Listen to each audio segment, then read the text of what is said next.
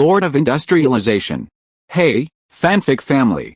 So glad to see you here again to continue this incredible adventure. As always, kindly remember, this story is 100% fiction. So don't go looking for dimensional portals in your closet. All rights to this fantastic novel belong to the original author. We're just your humble narrators of epic tales. Are you enjoying the fanfic? Show it by subscribing to our YouTube channel and dropping us a like. And if you're impatient for more exclusive content, our Patreon is your happy place. Chapter 401. The reporter is fast enough. The city of Garin lies northeast of the Helvetic Federation, bordering the southern shores of Lake Constance and the large river flowing into it. It's the first city upon entering the Helvetic Federation from Trout Harbor and a crucial gateway on the land. Those unable to survive in the mountains become mercenaries, and upon returning to their homeland, the first thing they do is head to the tavern for a drink. These people, once they've drunk a swig, never close their mouths, regaling themselves with stories of their experiences. Many, who have never traveled far in their lives, revel in these stories, offering them a glass of wine when they become enthralled, and those with wine to drink will tell them even more enthusiastically. Frederick didn't need to give any special instructions to the people he was meeting with. A low-level administrator at Wessenland Railway Construction already commands considerable attention, and recently, he'd been received by a high-ranking official from the Ministry of Railways, even offering him money for drinks. Such a thing must be announced at the top of one's voice in a crowded area, for everyone outside the tavern to hear. The audience would undoubtedly ask what the high-ranking official wanted them to do, and they would undoubtedly exaggerate the Duke of Wessen's thoughts. News of Duke Wessen's plan to build a railway spread throughout the city within a single day. When Frederick arrived, the local newspaper, the Lake Constance Daily, carried the news on its front page. With so many migrant workers returning recently, the cheap hotels in Golem were full, and the stables were even more crowded with people than horses. Frederick finally found a place to stay. This inn, newly opened at the beginning of the year, belonged to the city's lord, Count Golem, and its prices were high, which was why it had rooms available. When Frederick entered the inn, he thought he was back in Wessenland, leading a fire inspection. The layout was almost identical to any hotel in Wessenland. The emergency exit sign at the stairwell and the wall-mounted throwable fire extinguisher were completely new to him, not even in the Kingdom of Kush. The receptionist stood up when she saw a guest approaching and said, "Welcome.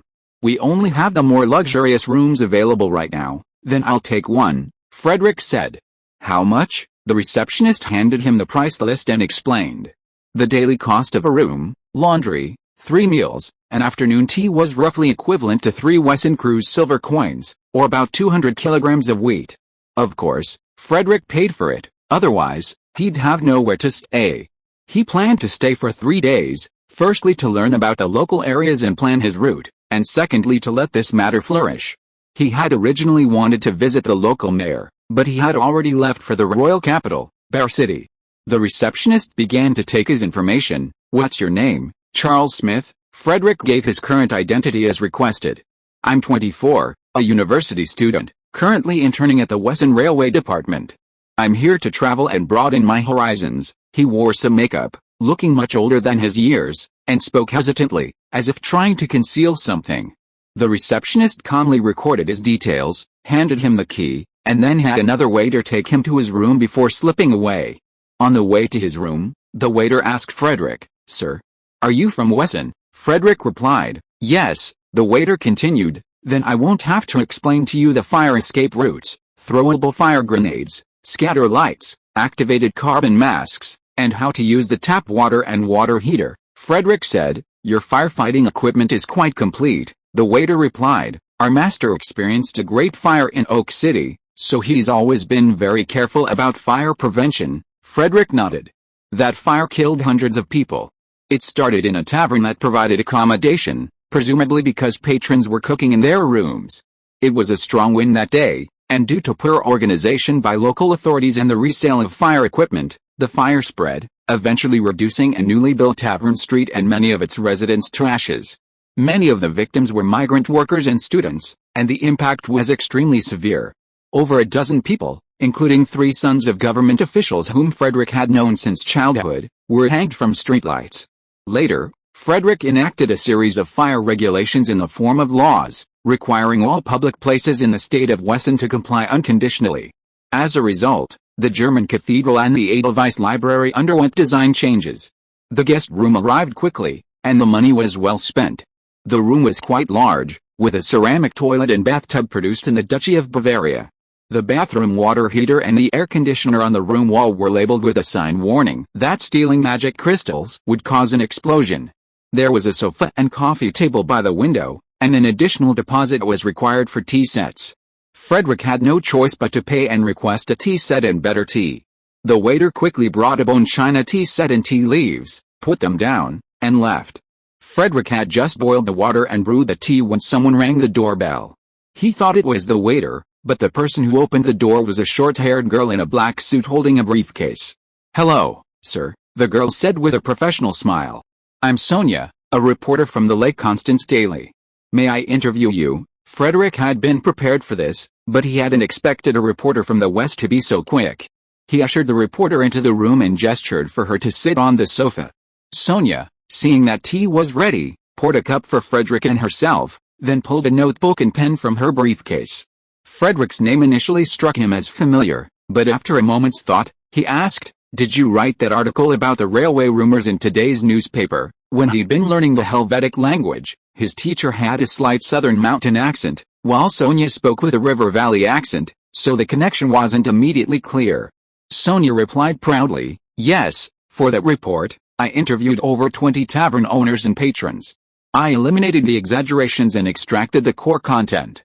I'm quite impressive, aren't I?" Frederick nodded in praise.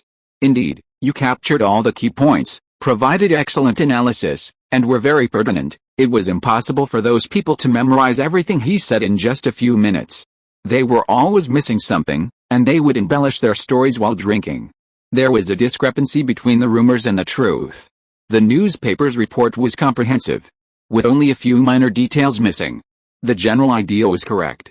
Frederick asked again, "I wonder what you think about this." Sonia was about to say something, but suddenly stopped, staring with wide eyes and said, "Now I am interviewing you, not you interviewing me." Frederick picked up the teacup, took a sip and said with a smile, "I am reminding you of new news materials.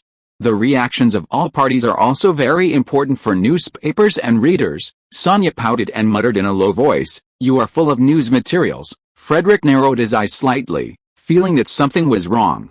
He didn't take it seriously and continued, "My main purpose in coming to your place this time is to conduct preliminary research. I'm going to travel around and learn about the views of various parties on the railway project." Sonia immediately wrote it down in her notebook and then asked, "Where would you like to go, Your Excellency?" Frederick thought for a moment and replied, "I'd like to visit the territories of Count Sylvain and Count Sforza, then to Count Stefani's, and finally to Bear City." Sonia thought for a moment and said, "The counts are probably all in Bear City now, so you won't be able to see them there." Frederick said, "That's not a problem. I'm mainly interested in understanding the local conditions, such as the resources and the terrain. The important people in Bear City will take care of the affairs of the important people." Before leaving Weissenberg, he made arrangements to invite a prominent figure to represent him in Bear City to observe the election. Upon hearing that he could travel on public funds, the figure immediately packed up his fishing gear. Frederick then recounted his plans on the train in detail. Sonia asked some key questions and received detailed responses. It was already noon when the interview ended. After Sonia closed her notebook, Frederick smiled and asked her, "Can you recommend a restaurant?" Chapter 402 Private Interview. Count Galen studied at the seminary in Oak City for a year, spending a month there every year. Sonia explained why there were so many places in Galen City that resembled Wesson State. This bookshop, for example, had the same layout as Wesson, a public reading room on the first floor, small private rooms on the second, and a conference room for seminars on the third. After lunch, Frederick sat alone in Sonia's private room, reading. This room served as Sonia's private studio, furnished with a sofa, a table, and chairs. A quilt sat on a reclining chair for naps. 3 bookshelves were filled with books, their spines labeled with books they had brought in. In addition to books on rhetoric and logic, there were also travelogues from various countries and introductory texts on specialized subjects. These books were marked with bookmarks, indicating they had been read. Frederick was holding a 2-month-old copy of the Helvetics in Wesson. This book was written by Sonia after she visited Wesson last year and interviewed nearly 100 migrant workers from the Helvetic Confederation. The interviewees ranged from railroad and construction workers to small restaurant owners, textile factory workers, and pocket watchmakers. By summarizing detailed first-hand information, the book comprehensively describes their work, income, and living standards across Wesson. He read intently. Some stories of Helvetic migrant workers are only shared with their fellow villagers, and he lacked a local perspective on migrant workers. This book filled that gap. Sonia returned with lunch and, with a sly smile, asked Frederick, "Do you eat worms?" She looked expectantly into his face, hoping to see a look of surprise or disapproval. Frederick looked up, matched his tone with an exaggerated expression, and exclaimed, "Wow! Eating worms? That's horrible," Sonia pouted, realizing her prank had been discovered. The worms she was talking about were sausages made with beef or pork, milk, and breadcrumbs. When cooked in water, they turned white and somewhat resembled worms. Frederick smiled. He'd had a misunderstanding about this before. While conducting research at a railway construction site, he'd heard a worker mention, "It's nice to have worms," and he'd assumed there was a logistical problem. Lunch was spent with Sonia recounting various local anecdotes. After the waiter cleared the table, she sat down next to Frederick and said seriously, "I'd like to ask you a few questions." Frederick nodded. This was what they'd agreed on. Lunch would be hers, provided he answered some of her questions. It was essentially an interview. Sonia asked, "How can the railway increase people's income?" Many knew that the railway had brought immense wealth to the state of Wesson, but no one could explain the origins of this wealth. Frederick thought for a moment and said, "In economic activities, the purpose of railways is to reduce transportation costs, which include both monetary and time costs. Currently, the lowest cost method for transporting bulk goods is water transport, but water transport is disadvantaged in some aspects due to factors such as season, river distribution, and transportation speed. The two are complementary, not competitive." Sonia took out her notebook and carefully wrote down the details. Seeing that she didn't ask further questions, Frederick continued, "In areas where there are no navigable rivers, railways are like rivers on land. From what I understand, many areas in the mountainous areas of the Helvetic Federation have harsh natural environments and long periods of cold weather, resulting in low yields of oats and beans, making life very difficult. The mountains are rich in resources, such as timber, herbs, and furs, but the inconvenience of transportation leads to high costs, and the prices are not competitive in the outside market, so they cannot be sold. This is where the advantages of railways are realized. They can greatly reduce the transportation costs of goods. Wherever roads are built, merchants will appear, allowing goods that would otherwise rot locally to be sold, thereby increasing income. At the same time, goods sold outside will be cheaper, and clothes and fertilizers will be cheaper for people in the mountains." Frederick listed many of the benefits of the railway, and Sonia wrote them down in detail in her notebook. But she was a little distracted. At first, they were about 2 fists apart, but by the time they finished writing down the railway's advantages, their shoulders were touching. Frederick, a man who had seen the world, didn't take it seriously. After Sonia finished writing, she asked, "I heard some people in the mountains want to grow large quantities of Elizabeth potatoes. What are your thoughts?" Frederick blinked and said, "That's great. Some land in the mountains isn't suitable for growing wheat, but it could be used to grow Elizabeth potatoes. Fresh Elizabeth potatoes don't keep well, so they can be made into noodles or a powder like flour for longer-lasting storage." Seeing Sonia stopped writing and didn't ask again, he thought for a moment before continuing, "For the past 2 years, the agricultural faculty of the University of Wessenberg has been researching staple crop rotations. 2-year rotations include Elizabeth potatoes with spring wheat, oats, golden beans, and a more specialized rotation with single crop winter rye and repeated cropping of short-growing oats. 3-year rotations include Elizabeth potatoes, spring wheat, and oats, and Elizabeth potatoes, oats, and golden beans. The conclusion is that the Elizabeth potatoes with single crop winter rye and repeated cropping of short-growing oats yield the highest harvest weights, while the Elizabeth potatoes, spring wheat, and oats and Elizabeth potatoes, spring wheat, and spring wheat rotations rank second, with the other rotations not far behind. I'm not very familiar with the specific planting methods. Different models are suitable for different places. If I get it wrong, it would be disastrous. You can go to the agricultural college for an interview. They're planning to promote it." Frederick has always been closely interested in staple food issues. Since the 6-year crop rotation isn't suitable for mountainous areas, He's conducted research on staple food rotation and has achieved some success. However, his energy is limited, and he doesn't have the ability to master all the technical details. He only has a general understanding. A general understanding is sufficient. Few nobles these days know when to plant what in their fields. Management is handled by stewards and housekeepers, while the sole concern is the final figures in the ledger. So, Sonia looked at Frederick with stars in her eyes and sighed, "You're truly knowledgeable. Not only do you understand railways, you even know how to farm." Frederick smiled and said, "You'll know after reading enough newspapers and magazines. These farming methods aren't secretive. Publicizing them would be beneficial for reputation building and selling seeds and fertilizers. It's the techniques used to breed and produce them that should be kept secret." He pointed at the bookshelf and praised, "You're not bad either. There are many books I haven't read."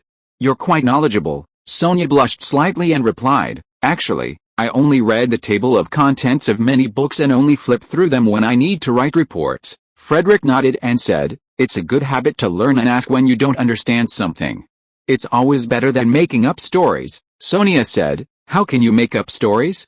Haven't you heard Duke Wesson say that for journalists, truth is life?" Frederick gritted his teeth and said, "For those people, making up some nonsense can make the newspaper sell more, no matter whether it's true or not." Not long ago, a newspaper made up a news report saying that Duke Wesson had 2 illegitimate children, and they are now awaiting the court's decision. "Let's not talk about that." He curled his lips. "I think your interview questions need improvement. You shouldn't just ask general questions like today, but also some details. For example, the question about how railways bring wealth. I stopped after talking about reducing costs. You can continue to ask about the details of cost reduction. There's also the issue of introducing Elizabethan potatoes. The geographical and climatic conditions in the mountains are different from those in Wesson. We should continue to ask whether the Wesson planting model is applicable there." Readers aren't just interested in generalities, they're more interested in the practical details. Such news is more informative and presents the full picture, which readers will appreciate. This isn't easy. You must have a comprehensive understanding of the questions you're asking. First, identify the main and secondary issues. Otherwise, you won't know which port to go to, and no matter what the wind is, it won't be favorable. This requires a certain amount of knowledge and preparation. Frederick had a good impression of Sonia because of her report on the railway yesterday and her personal interviews with so many people for her book, The Helvetics in Wesson, rather than relying on hearsay and fabricating things. So he gave her some advice. Newspapers were still a new thing, with little knowledge of journalism, and reporters were navigating a dark path. Sonia felt as if she had seen a beacon of hope, and her eyes were blazing as she looked at Frederick. 1. Utabis, GL Anglian, Neoligion, al. Ecological and economic benefits of potato rotation, case analysis, J. China Potato, 2020, 34-06. 337-349. Chapter 403, Departure into the Mountains. Well written. Just after sunrise, Sonia arrived at Frederick's residence, bearing the latest print run. Frederick was delighted with the story on the front page of today's Constance Daily. Yesterday afternoon, after finishing her interview, Sonia began writing in a private room at the bookshop, so attentively that Frederick didn't even notice she'd left for a drink. Sonia, beaming, embraced his arm and said, "Then you'll treat me to dinner tonight." Frederick shook his head and said, "I'm sorry, but I met some merchants last night, and after breakfast, I'm heading with their caravan to Count Sylvan's territory." He'd first gone to the steamed bun shop's outpost here to inquire, and then that evening went to a bar frequented by merchants. After offering each a glass of wine, he began his research. This time, he'd been researching local products, and the results were quite fruitful. He'd also learned that a caravan was heading to Count Sylvan's territory that day, so he changed his itinerary and joined them, bypassing the need for a guide. With a month to go until the Helvetic Federation's king election, it would take about 2 weeks to travel to Count Sylvan's territory and then to the neighboring Count Baramy's territory. Count Sforzaw's territory might not be possible this time, but she could find him after she went to Bear City. Sonia's smile froze instantly when she realized Frederick had already dressed for his outing, packed his bags and weapons, and had already finished more than half his breakfast. Frederick finished his breakfast while reading the newspaper, chatting with Sonia about other news items. The depressed girl's responses were erratic, her mood very low. As they were about to depart, Sonia stood before Frederick, biting her lip tightly, and finally said, "Give me a hug." Around 8 o'clock in the morning, a convoy of 6 merchants and over 34 wheeled carriages left the city of Galen. Most of these carriages were pulled by 2 horses, each carrying 300 to 400 kilograms of cargo.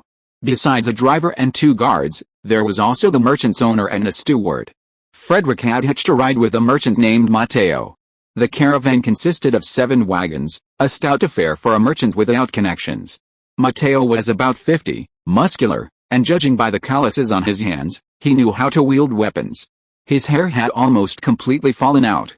His father, a member of the Helvetic Confederacy, had been a mercenary, and his mother had been married off to a village in southern Gaul with a wild boar as a betrothal gift. He knew Gaulish, and every winter, before the snow closed the mountains, he would go into the mountains to purchase furs, which he would then transport to southern Gaul for sale. He had been to the World Expo, and because he arrived early, he had a front row seat during the opening ceremony, which was why Frederick recognized him when he was having drinks with him last night. Those who manage international business have a high IQ. Matteo didn't say anything, but just hinted, and Frederick understood. The caravan left the city, and beyond lay flat farmland. Water diverted from Lake Constance to the east ensured a good harvest. Here, the land was cultivated in strips in 3 fields. Farmers were applying their final fertilizer before the snow in the long wheat fields, mowing the pastures. Many farms were using small steam engines to pull row plows to loosen the fields of freshly harvested beans, killing any insects that might have frozen in the winter. White vegetable greenhouses could be seen in the distance. Frederick sat in his carriage, admiring the scenery, while Matteo tried to find a conversation. "Boss, was that beautiful short-haired lady you saw before you set off your lover?" The story of Duke Wessen's love affair had spread far and wide, so he naturally thought that was the direction.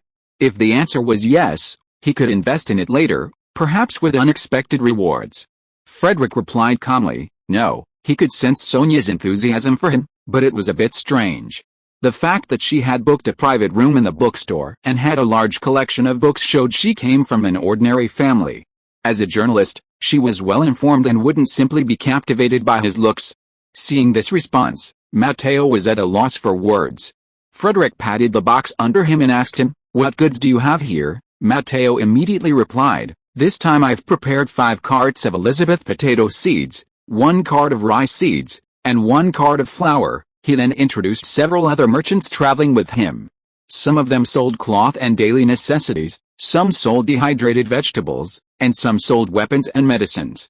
Everyone's goods were packed in sturdy boxes, padded with hay to prevent them from tipping over on mountain roads. After Matteo finished his introductions, he whispered, "The best-selling item in the mountains is hunting rifles. Hunters with hunting rifles at home can easily marry 2 or 3 wives." Frederick raised his eyebrows and gestured to continue. "There are too many ferocious beasts in the mountains," Matteo said. "Not to mention bears and wolves. Wind dragons and rock dragons often come to the village and devour the cattle and sheep. Sometimes even the shepherds are killed. Why are our mountain mercenaries so powerful? They've been dealing with wild beasts since childhood. Those who aren't so powerful would have been eaten long ago. Hunting rifles are great. They can hit those beasts from dozens of meters away, without having to face them face to face. This year I bought a rifle for each of my bodyguards and paid for them to practice at the shooting range. Now we're not afraid of the beasts, but we're afraid they'll sell us off privately." Frederick turned to look at the bodyguards and drivers in the following vehicles. They were all relatives from Matteo's village. They all wore various blacksmith uniforms and iron-toed boots from the construction site, steel helmets, and armored vests inlaid with steel plates underneath. On their backs were folding hunting rifles. For the current state of Wesson, the market is the most important thing. Only with a market can the products produced in the factories be sold and profits be generated. The Helvetic Federation undoubtedly had a huge market for hunting rifles. Weapons were a necessity for the mountain dwellers, and while this business could be done, it did require some solutions. "Hunting rifles are expensive," Frederick asked thoughtfully. "Do you think the people here can afford them?" Matteo replied, "Those hunters can't afford them right away, but with a hunting rifle, they can go hunting, and with furs, they can immediately repay their debts." Then, somewhat sheepishly, he added, "I have a plan.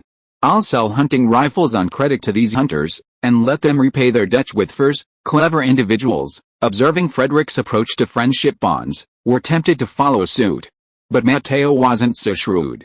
Frederick warned him, "Do you think those people will repay you now that they have weapons?" Matteo was speechless.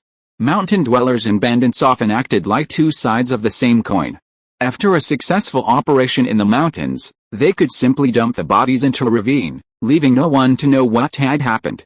Merchants like Matteo traveled in groups not only to guard against wild animals, but also to be wary of mountain dwellers. Frederick pondered. Hunting rifles weren't ordinary swords or other weapons.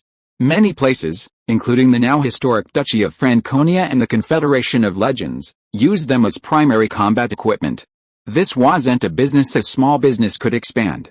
Furthermore, local lords wouldn't allow villagers in their territories to possess weapons of the same quality as the military, limiting the market for hunting rifles. To stimulate the civilian hunting rifle market, he might sell the lords more advanced revolver air rifles as military weapons.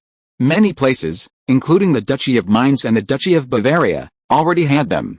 Perhaps even more powerful weapons like cherry cannons could be exported in the future. He pondered this throughout the journey until the caravan stopped just before noon. Here, at the edge of the river valley plain, the snow-capped mountains not far ahead created a rather oppressive atmosphere. Along the way into the mountains, there was a small town. The caravan stopped at a post station outside the town to rest and feed the horses. The crew also had lunch before heading back into the mountains an hour later. There were many traveling merchants, mountain people, and migrant workers returning to the post station who were going into the mountains, and from time to time someone would come to ask if the caravan was on their way. Matteo and his men were taking care of the horses, and Frederick walked into the post station curiously to see what food was available. As a result, the boss kept selling instant noodles that had just arrived yesterday, Wesson bags sealed in plastic bags, and compressed biscuits as big as bricks. He thought he should buy some compressed biscuits for emergencies, when a short-haired girl came over to buy 2 kilograms of compressed biscuits and 1 kilogram of dehydrated vegetables from the boss. Frederick turned his head and was stunned when he saw the familiar face. He asked, "Sonia? Why are you here?" The girl was also stunned. She turned her head and was confused for 2 seconds when she saw Frederick. Then she covered her mouth in surprise and asked in a low voice in the German language of Wesson State, "Principal." Chapter 404 Returned Students. After a short rest, the caravan began to go into the mountains. It seemed like a blink of an eye, and the surrounding scenery changed. It was no longer a flat farmland. Now there was a cliff on one side and a wooded hillside on the other. All the guards of the caravan prepared their weapons. Some took out binoculars and looked around vigilantly, guarding against the sudden appearance of enemies or wild beasts. Frederick sat on the roof of the carriage and chatted with a girl Sanna, who joined him at the post station. Sanna claimed to be Sonia's twin sister. Unlike her sister who liked quietness, she liked exciting and lively things. Now she's a hunter. "Are you a graduate of the mechanical college?" Frederick recalled carefully. He didn't expect that this girl was a returnee. The Mechanical College of Wiesenberg University was the same as the Science and Engineering University in his previous life. The ratio of men to women was exaggerated, and girls were often singled out. He often went to the college to inspect and guide work, but he seemed to have never heard of this name. Sanna leaned against Frederick and said proudly, "My family wanted me to go to the liberal arts college like Anna, but I thought the mechanical engineering college was more interesting. They didn't agree, so I changed my name." As she spoke, one hand quietly reached for Frederick's waist and with the other, she handed him her weapon. "This is my graduation project." Frederick had noticed the peculiarly shaped air rifle slung across her back. He took it, examined it, and nodded. What a clever design. The gun had a 20mm diameter and resembled the Barrett M82A2 from Frederick's hometown. It was shoulder-fired, with a 6-round magazine nestled behind the shoulder pad, a grip and trigger in front of the magazine, and a scope on the right. The butt of the gun was a hollow tube containing a separate jet tank. This was activated simultaneously with a propellant, reducing recoil. Frederick noticed that the gun's barrel and spray canister weren't standard stock and asked, "You made quite a few of the parts, didn't you?" Sanna proudly replied, "Except for a few screws, I designed and machined everything myself." Frederick nodded in satisfaction. There was a lot of creative thinking going on at school these days, and it was encouraged. Creative designs like this were popping up like mushrooms after rain. After getting permission, he stood up from the carriage, shouldered the gun, flipped the safety, and fired at a large tree over 500 meters away on the other side of the valley. Bang! The time difference between the two spray canisters was negligible, and the recoil was surprisingly minimal, though there was a bit of noise, and the gun shook considerably. The results indicated the gun's accuracy was quite good, breaking through leaves near the aiming point. Aiming at the center of a bear's trunk could have been lethal, but hitting smaller targets like pheasants was more of a matter of luck. While laymen may see the excitement, experts appreciate the subtleties. Santa exclaimed, "Your hand is so steady." The muzzle didn't even move. After settling into the carriage, Frederick said to Santa, "To maintain a steady hand, you first need sufficient arm strength, especially the muscles used to hold the gun. These require targeted training." Frederick had once doubted whether the advent of new weaponry would render the world's supernatural powers useless. But he soon discovered his mistake. New weapons were merely cold weapons. Ultimately, it was up to the human being to wield them effectively. Richard Knoll, the founder of the Wessenland martial arts, believed that firearms required the same muscle strength and fine control, dynamic vision, reaction speed, and thinking speed as other martial artists. Pulling the trigger didn't require much force, but aiming without shaking, and overcoming muzzle bounce and recoil after firing required specialized training. The first fundamental skill of the Wessenland martial arts is steady gun control to prevent body movement, especially hand movement, from affecting shooting accuracy. The second fundamental skill is overcoming muzzle bounce after firing, minimizing the time it takes to aim again. These two basic skills require muscle strength, endurance and control. People with extraordinary powers can do better than ordinary people. Masters like Frederick can keep the muzzle still when shooting with a P gun, as if there is no recoil. During continuous shooting, the impact point is only affected by the weapon itself and wind direction. At that moment, Matteo, who was driving, turned and asked, "Should I evade?" Frederick smiled and said, "No. Knowing many things is one thing, learning is another, because it takes persistent effort to translate knowledge into results." He continued, addressing Santa, "Continuing from what we were saying, the second thing is to accurately grasp the direction and force of the gun's movement after firing, and to quickly suppress its movement. This requires your hands to be sensitive enough to the slightest movement of an object." Santa asked curiously, "So how do you train your hands to react?" Frederick replied seriously, "It's simple. Just go fishing regularly. Once you can sense a fish taking the bait by the vibration of the rod instead of a float, that's enough." Richard Knoll highly recommends this training method. Richard Knoll's reputation was now at its peak in the Rhine Confederation and surrounding countries. Santa, having studied abroad in Wessenland, had heard all sorts of rumors, so she pointed out, "I think Master Richard Knoll is just using the fishing as an excuse." Frederick simply smiled and added, "Your gun isn't suitable for close combat. You need another weapon to complement it." Santa's hand slipped back around Frederick's waist, patting his armpits before saying, "Guess if I have this on me, Frederick," carrying not only the sword of Hermit, a gift from Psyche, and the paladin's saber from the Church of Light, but also a revolver in each armpit holster. The holsters on his arms and legs held steel bars for a magical electromagnetic cannon, as well as daggers, shoe blades, and hidden weapons like steel cables. "I don't know," he said with a wicked grin. "How about I check?" He sensed Santa harboring some ill intentions towards him. It was inevitable, because being too good was the norm, so he decided to test her. Without hesitation, Santa pressed closer to him. Frederick, of course, wouldn't act recklessly in broad daylight. He simply put his arm around the girl's waist and whispered, "You haven't told me about your family situation yet." Santa immediately pointed to the hillside across the valley, 500 or 600 meters away, and said, "Look, there's a mattress slime." Mattress slimes usually lie soft and sprawled on the ground, about a meter in diameter. If a small animal steps on them, they quickly wrap themselves up and suffocate. Then, like other slimes, they feed on carrion. Frederick tapped her head in annoyance, letting it go. The caravan's first day of travel went uneventfully. Near dusk, the mountain road curved, and the view suddenly opened up. A village nestled in the vast valley. Farmers were carting back the day's harvested hay, with shepherds herding their sheep behind them. Matteo said to Frederick, "We'll stay here tonight." If you are listening to this novel on a channel other than Fanfic World, it means it was downloaded and re-uploaded without effort. We warmly invite you to visit our channel, Fanfic World. There you will find the original version of this story and many other novels of various genres. We look forward to seeing you dive into a world of incredible novels. Chapter 405, Mountain Village News. The sun sets earlier in the valley than on the plains. Curls of smoke rise from the chimneys as the village darkens. The snow on the distant mountaintops is the same color as the setting sun.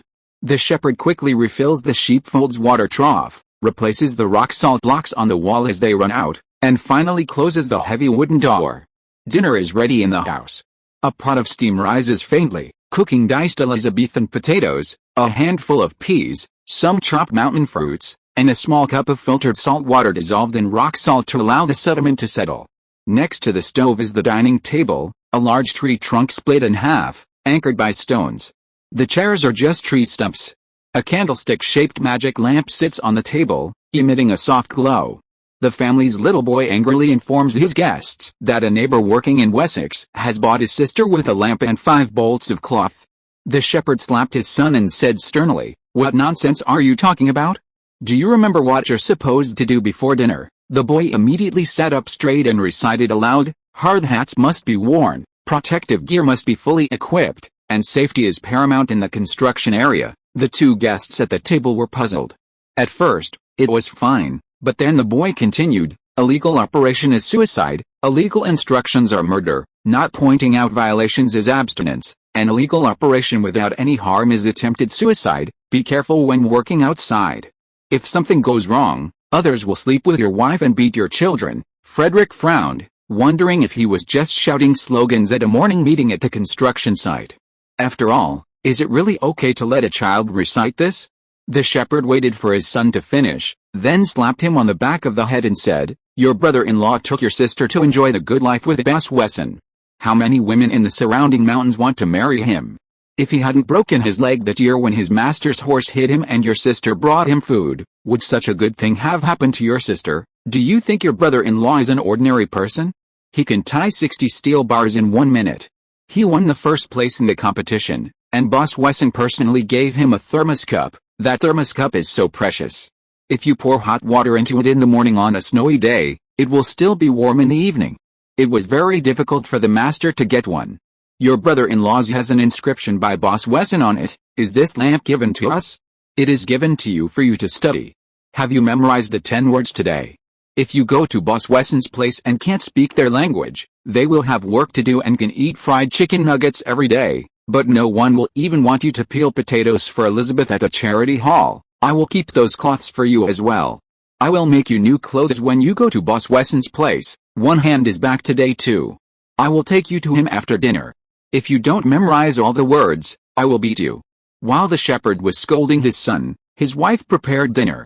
Each person had only 1 bowl of stew in the pot, and the little boy and the 2 guests had some extra goat's milk cheese. Frederick said to the shepherd, "The child is still young, don't be so harsh." The shepherd shook his head and said, "He's not young anymore. He will be 10 years old when the flowers bloom on the grass next spring. Boss Wesson can lead an army to war when he is 10 years old. I plan to go to work for Boss Wesson as soon as his hair grows out, but he can't even tie the steel bars properly." Boss Wesson blinked. "Wow, he has become someone else's child?" Santa suppressed her laughter and lowered her head to eat dinner. Frederick asked the shepherd, "Who is the one-handed you mentioned just now?" There was a middle-aged man who had lost his right hand in the convoy. He kept a stern face. He felt familiar but couldn't remember him. The shepherd replied, "I heard that he was in charge of the construction side of the big library." Frederick thought about it and indeed heard that there was a safety officer who had lost his left hand at the Edelweiss library construction site. He was a very strict guy. He said, "The child is still young. There are no jobs for children aged 11 or 12 in the state of Wesson. You can ask Dachau and your son-in-law. You can let him go to a literacy class first, and then go to technical school for a few years. When he is around 14 or 15 years old, he will have the skills to find a job." The shepherd shook his head and sighed. He said nothing more and ate his dinner slowly. Frederick understood. There was no money. Children of poor families have to take on responsibilities early. Children of 7 or 8 years old have already started to do farm work within their ability. Such a family cannot support a full-time student. He asked the shepherd, "Then you can also go out to work?" The shepherd shook his head and said, "I am the youngest in our family. I can't leave. It's not like farming. I can go to the city in winter. The sheep will die." After some inquiries, Frederick understood their tradition. When the family could not make ends meet, the older children would go out to make a living and leave the youngest at home. Population is an important resource, but too much population would create instability, so the lords here came up with a solution. On the one hand, they organized the excess population to be mercenaries to consume them and make some money, and on the other hand, they ensured that people would not all run away. Frederick did not mention this again and asked what specialties were in the mountains. There's nothing in the mountains, the shepherd shook his head. What's here can be found elsewhere. He had never been far away in his life, and he felt that the things he had seen in the past were very common everywhere. Coupled with the price-cutting rhetoric used by the merchants in the past, he did not think that there was anything that could be called a specialty. The shepherd ate the food on the bowl very quickly. After he finished eating, he clasped his hands together, closed his eyes, looked up, and said piously, "Thank the God of light for guiding Mrs. Wesson to ask Boss Wesson to find Elizabeth potatoes so that we can have enough to eat. The devout believer earnestly asks you to bless Boss Wesson." After praying, the shepherd said to Frederick, "We started planting Elizabeth potatoes here a few years ago. Since then, not so many people have starved to death. Women who eat more milk will have more and the children will survive, so my family is planning to have another child. By the way, I heard from the priest that they are planning to canonize Mrs. Wesson." Boss Wesson blinked. And it took him a moment to realize that the Mrs. Wesson he was referring to was his grandmother. When old Mrs. Elizabeth von Wesson died, she left Frederick a box of gems. Frederick used this to trick Mrs. Sophie into running east, but she unexpectedly brought back potatoes, which Frederick named Elizabeth potatoes. This story spread with the promotion of potatoes, and it seemed the Church of Light also recognized the importance of potatoes and incorporated the matter into its propaganda. Frederick calculated that he was bound to receive a sainthood title for his contributions, such as the widespread printing of the Holy Scriptures and the construction of the German cathedral. The key was whether he could be canonized while he lived. If his grandmother was canonized, the Wesson family would have 3 saints in 4 generations, a record unprecedented in the Church of Light's history. Frederick stopped thinking about it. The Cyclops incident he had caused last year was not over yet. Undercurrents were surging in the church, and being caught up in it would not end well. After dinner, Frederick and Santa went to the home of the shepherd's son-in-law next door to rest. Frederick remembered this man. 2 years ago, he won first place in the rebar category at a construction skills competition. He had a leg problem, and needed shoes with one sole higher than the other to maintain balance. He was an orphan, and when he was away, his parents-in-law rented their house to traveling merchants to supplement their income. What surprised Frederick was that the family's bed was a box bed.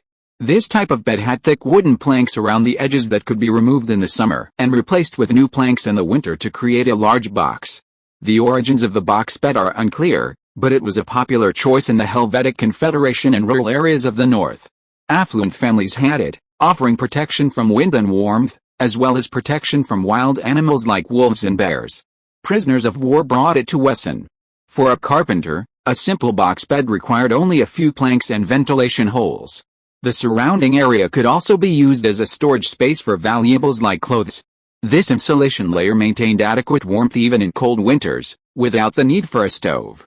Frederick had promoted the use of kangs, fired beds, but once carpenters learned how to build them, cheap wood and nails quickly made them popular, eliminating the need for building them from scratch. Now, many homes in both urban and rural areas of Wesson have kangs, and some have even seen the emergence of capsule hotels. These kangs can sleep too, with a center partition for a second child. They have hooks for a baby's cradle and even a small magic lamp.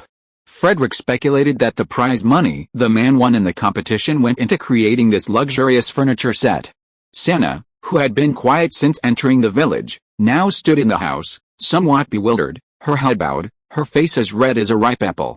Frederick heard a noise in the distance and said, "I'm going to go for a walk outside." He then ran off, leaving the girl to calm down. Chapter 406, Good Things to Educate Children. The village was quite noisy tonight, with anger and wailing becoming the main themes. In front of Duchot's house, a traveling merchant who had hitched a ride on a convoy was trying to sell a few bundles of clothes hangers made of hard plastic to the shepherd. "Sir, it hurts if you hit your hands like that. Why don't you try this clothes hanger?" The shepherd ignored her. The traveling merchant continued, "Don't underestimate this clothes hanger. It's not just for drying clothes, Master Pusico, you know, she's Boss Wesson's teacher. The reason why Boss Wesson is so smart is because she used to hide him with a clothes hanger every time he made a mistake since he was a child. As she beat him, he became smarter and smarter. The shepherd was a little shaken and asked uncertainly, "Are you telling the truth?" The traveling merchant said with certainty, "How can this be false?" "Do you know who said this?" The shepherd shook his head. The traveling merchant asked him, "Do you know about the Osmiga Empire?" The shepherd nodded. Many people had been there as mercenaries and knew that this country was very large and powerful. A finger stretched out to the west was as big as the Helvetic Federation. The traveling merchant said mysteriously, "This matter was spread by the royal magician group of the Osmiga Empire." "Who are the magicians? Could they say something false? If I dare to say anything, will they let me go? I tell you, the sooner you use this clothes hanger, the better." The shepherd believed it, but said with some embarrassment, "I don't have any copper coins at home. Can I trade it with you for cheese? I want to." The village is basically self-sufficient. The shepherd's family only produces cheese and wool secretly plucked from the landlord class. Food and clothing are all bartered with the villagers, and basically no money is used. The peddler acted embarrassed, then gritted his teeth and said, "All right, how about you sell 4, 1 for you and your wife? Boss Wesson always says 2 for use and 2 for backup, so buy 2 more for backup." Boss Wesson watched with a scowl as the peddler sold over 20 hangers, earning a generous helping of cheese, balls of wool, and dried radish. Frederick pondered for a long time, finally remembering how Psyche had bought hangers in Anne's batch, saying she'd use them to beat him. Next to him was Pontigan of the Royal Mages of Osmiga, and Teresa, whom she'd brought with her on her travels. Frederick understood why Pontigan hadn't been home when he'd tried to catch up in Wayne last year. He'd thought it was a matter of his reputation, but now he realized she might have thought he was coming to settle a score. Some cried, some laughed. A child emerged, beaming, holding a lollipop, presumably a prize. The children being beaten around him cried even louder. Frederick understood some of the situation. This one-handed man had a talent for foreign languages. In his early years, he traveled extensively, learning the languages of several neighboring countries and attending night school for literacy classes in Wesson. A few years ago, he bought a number of illustrated literacy textbooks and gave them to people from several surrounding villages. He first taught them phonetic symbols, then had them memorize words on their own when he was away. Once someone became fluent, like the shepherd's son-in-law, he recommended them for work on his brother-in-law's construction team. This teaching method was naturally inefficient, but it was better than nothing. The children from this village were the first to be beaten. The children from the next village would be arriving tomorrow. The itinerant merchant was gloomy. He had to leave with a caravan tomorrow, otherwise he would have sold out all the clothes hangers here. Frederick observed for a while before returning to his residence to rest, as he had to travel early the next morning. A fire burned in the fireplace, Santa's coat hung on the shelf in front of it, and the door of the box bed was ajar. Frederick went outside with a few buckets of water and returned ready to wipe himself and wash his clothes. As he was taking off his coat, Santa emerged from the box bed, wearing a long-sleeved shirt and long johns. Blushing, she asked, "Do you need my help?" "No." Frederick shook his head. "I can do it myself." He then began to remove his own clothes. Thump. The long-sleeved t-shirt, weighing over 10 kilograms, fell to the ground with a dull thud.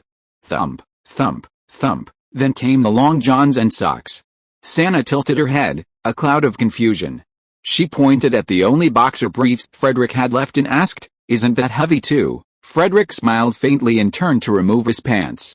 Thump. Santa's mouth twitched. This was something she had never heard of. When out on the wild, it's important to maintain hygiene. Wash your clothes whenever possible to avoid fleas, blood-sucking insects, and other unknown bacteria. He prepared a few sticks of wood, which suddenly burst into flames as he held them in his palms. Ashes fell into the bucket, warming the surrounding area. He stirred the water with the ash, tossed in the laundry, and then dove into the bucket, stamping away at it. The alkaline solution created by adding wood ash to water breaks down and dissolves body oils, proteins, and other organic matter, making them easier to rinse away. It also has a certain antiseptic effect, removing some bacteria and microorganisms, making it suitable for both washing clothes and people. Santa asked, her face drooping, "President, did you invent the foot stamping method those boys at Wiesenberg University used to wash clothes?" Frederick nodded proudly, placed the clean clothes in a bucket of clean water, and then hung them on the rack in front of the fireplace to dry. He was sweating a little after all this, and he still had 2 buckets of clean water. As he added wood ash to one, He asked Santa with a sly smile, "Do you want to take a bath too?" Santa bit her lip and nodded. Frederick dipped his right hand into the water infused with wood ash. Steam immediately rose from the water, and the hot water, as if alive, crawled up his hand and up his body. He quickly pulled Santa to him and said, "Close your eyes." The manipulated hot water quickly enveloped them both, like a layer of skin, its rapid flow washing away the stains on their skin and hair. A night passed, and this book won't recount it. The next morning, at dawn, Matteo directed his men to feed the horses, wondering if he should wake the master. What if the time was wrong while the master was doing his morning exercises and he might get upset? Before he could finish his deliberation, Frederick appeared behind him and asked, "I heard the roads are going to be dangerous starting today." Matteo was startled, but turned to see Frederick, already dressed, and breathed a sigh of relief. He replied, "We're taking a new route opened 2 years ago. We expect to spend 2 days and 1 night in the wild, with many wild animals roaming along the way. While it's dangerous, there might also be some extra income." Frederick nodded and returned to the shepherd's house for breakfast. People here eat a simple lunch of 2 boiled potatoes, but they have to eat a relatively rich breakfast, otherwise they won't have the energy to work. The shepherd's wife went to the sheepfold before dawn to squeeze out fresh goat's milk, which she cooked with potatoes, cheese, and peas that had been soaked overnight. The taste was a bit strange. In addition, there was an unknown bird that had been drying under the eaves for a long time on the table. It was the size of a palm. The trunk was given to the 2 guests, and the shepherd's son could only eat a little bit of the neck. Not long after the caravan left the village, Santa asked Frederick, "Did you give that family a little extra money before leaving?" Frederick shook his head and said, "No, it was just the agreed number of copper coins." Santa covered her mouth and laughed. "The copper coins there are a little bigger than the ones here." Frederick just smiled. At this time, a cry of surprise came from the front of the caravan. "Bear, there's a bear king ahead." Chapter 407 The bearskin delivered to your door. Winter is approaching, and the snow is about to fall. From the wild grasses in the mountains to the howling bears, from the slimes in the rocky crevices to the wind dragons soaring from the peaks, everything is preparing to survive the harsh cold. A group of ochre-furred bears sat in the middle of the mountain road, feasting on a hearty meal. They once lived solitary in the mountains, but now, as they were cramming for food before hibernation, they were constantly moving downhill, gradually gathering together. Mountain dwellers call these herds of bears bear mudslides. They favor the village's livestock, crops, and people, and the surrounding stone walls are little more than food packaging. Today, there were more than 10 bears on the road. A mule and a cart driver weren't enough for them, so only a few strong bears, including the largest one, could share the food. The firewood from the cart was scattered everywhere, and the other bears could only watch, eagerly waiting to scoop up some scraps. The mountain wind carried the scent of pack horses, and the bears suddenly stirred. A towering, moving wall suddenly appeared on the mountain path. The largest bear, a full 2 stories tall, stood up. It sniffed, roared, and rushed in the direction of the food. The dozen or so bears, some smaller than the others, stood 3 or 4 meters tall. They roared and rushed down the mountain path, unstoppable like a mudslide.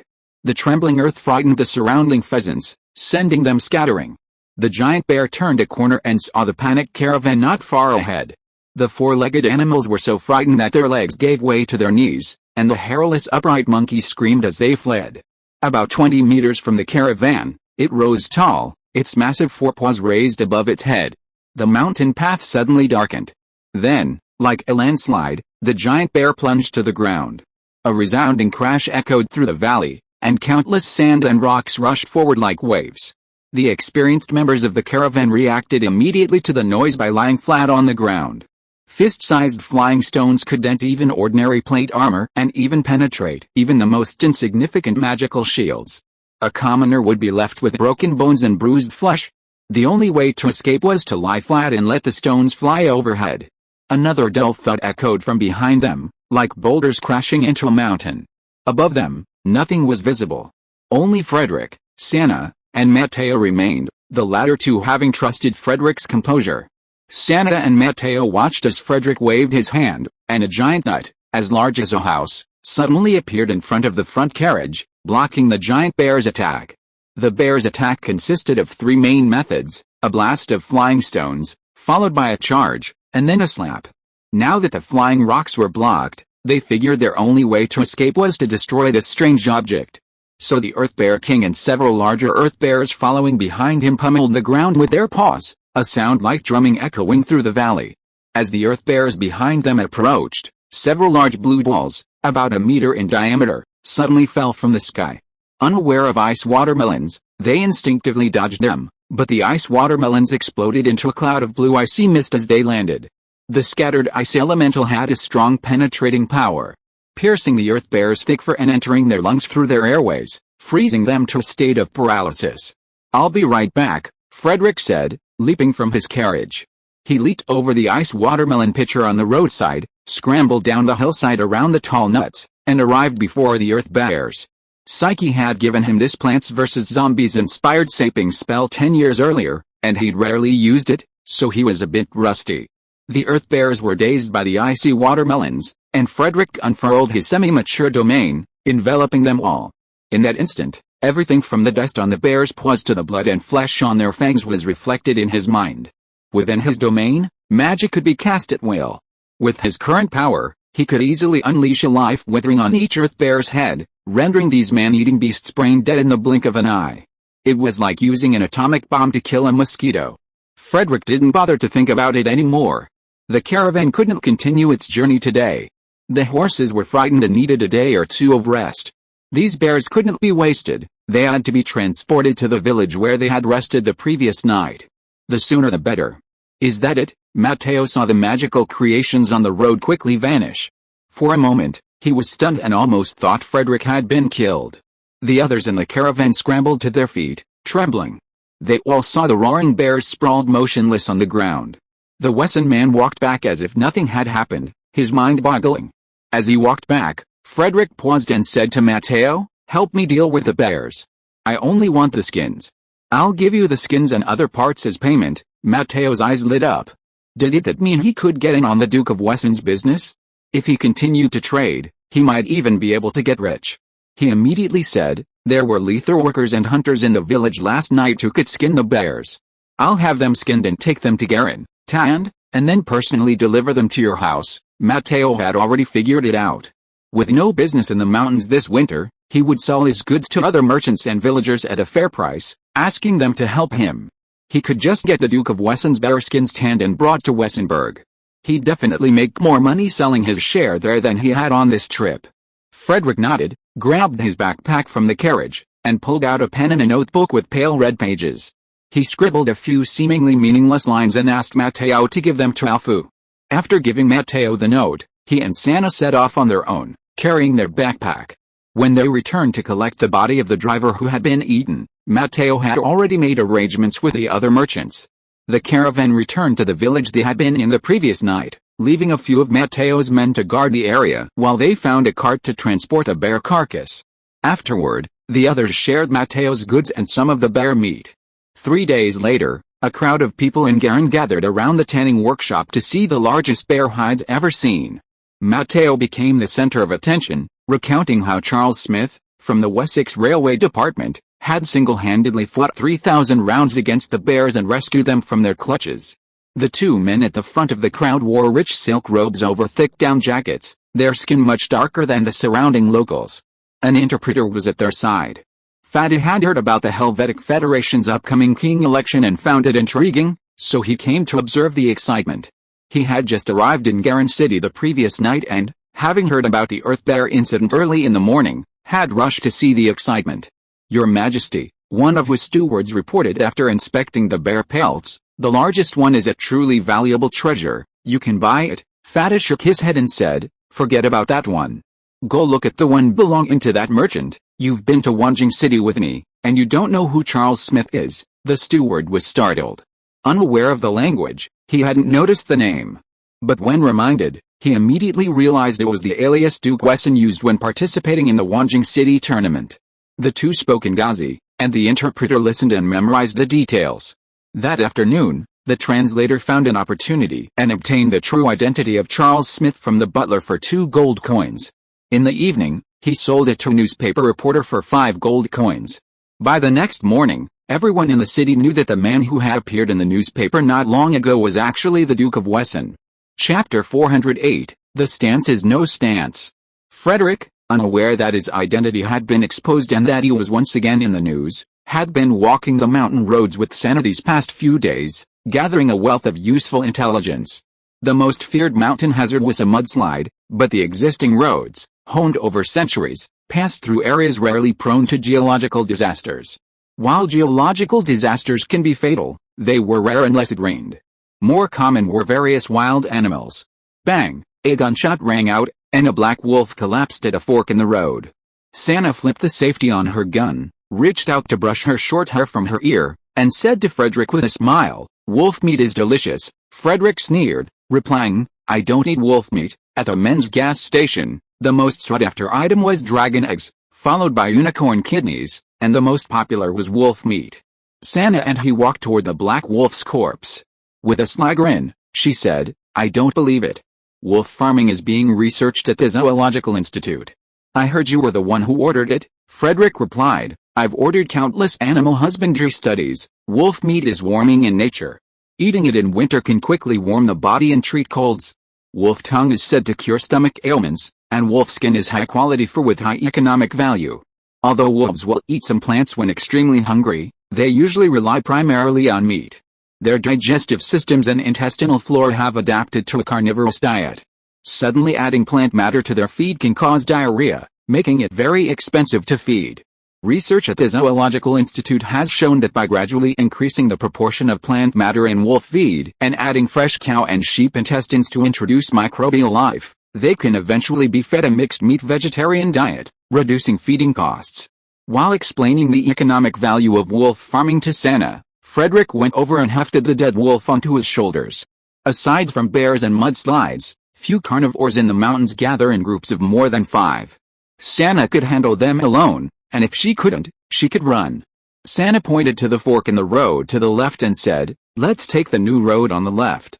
It'll save us 10 days to reach Count Sylvan's castle compared to the old road on the right." Frederick looked around. The old road was flat, while the new road was steeper and went up the mountain. After walking for over 2 hours, Frederick finally understood why the new road was faster. A few hundred meters below the valley lay a river 300 or 400 meters wide.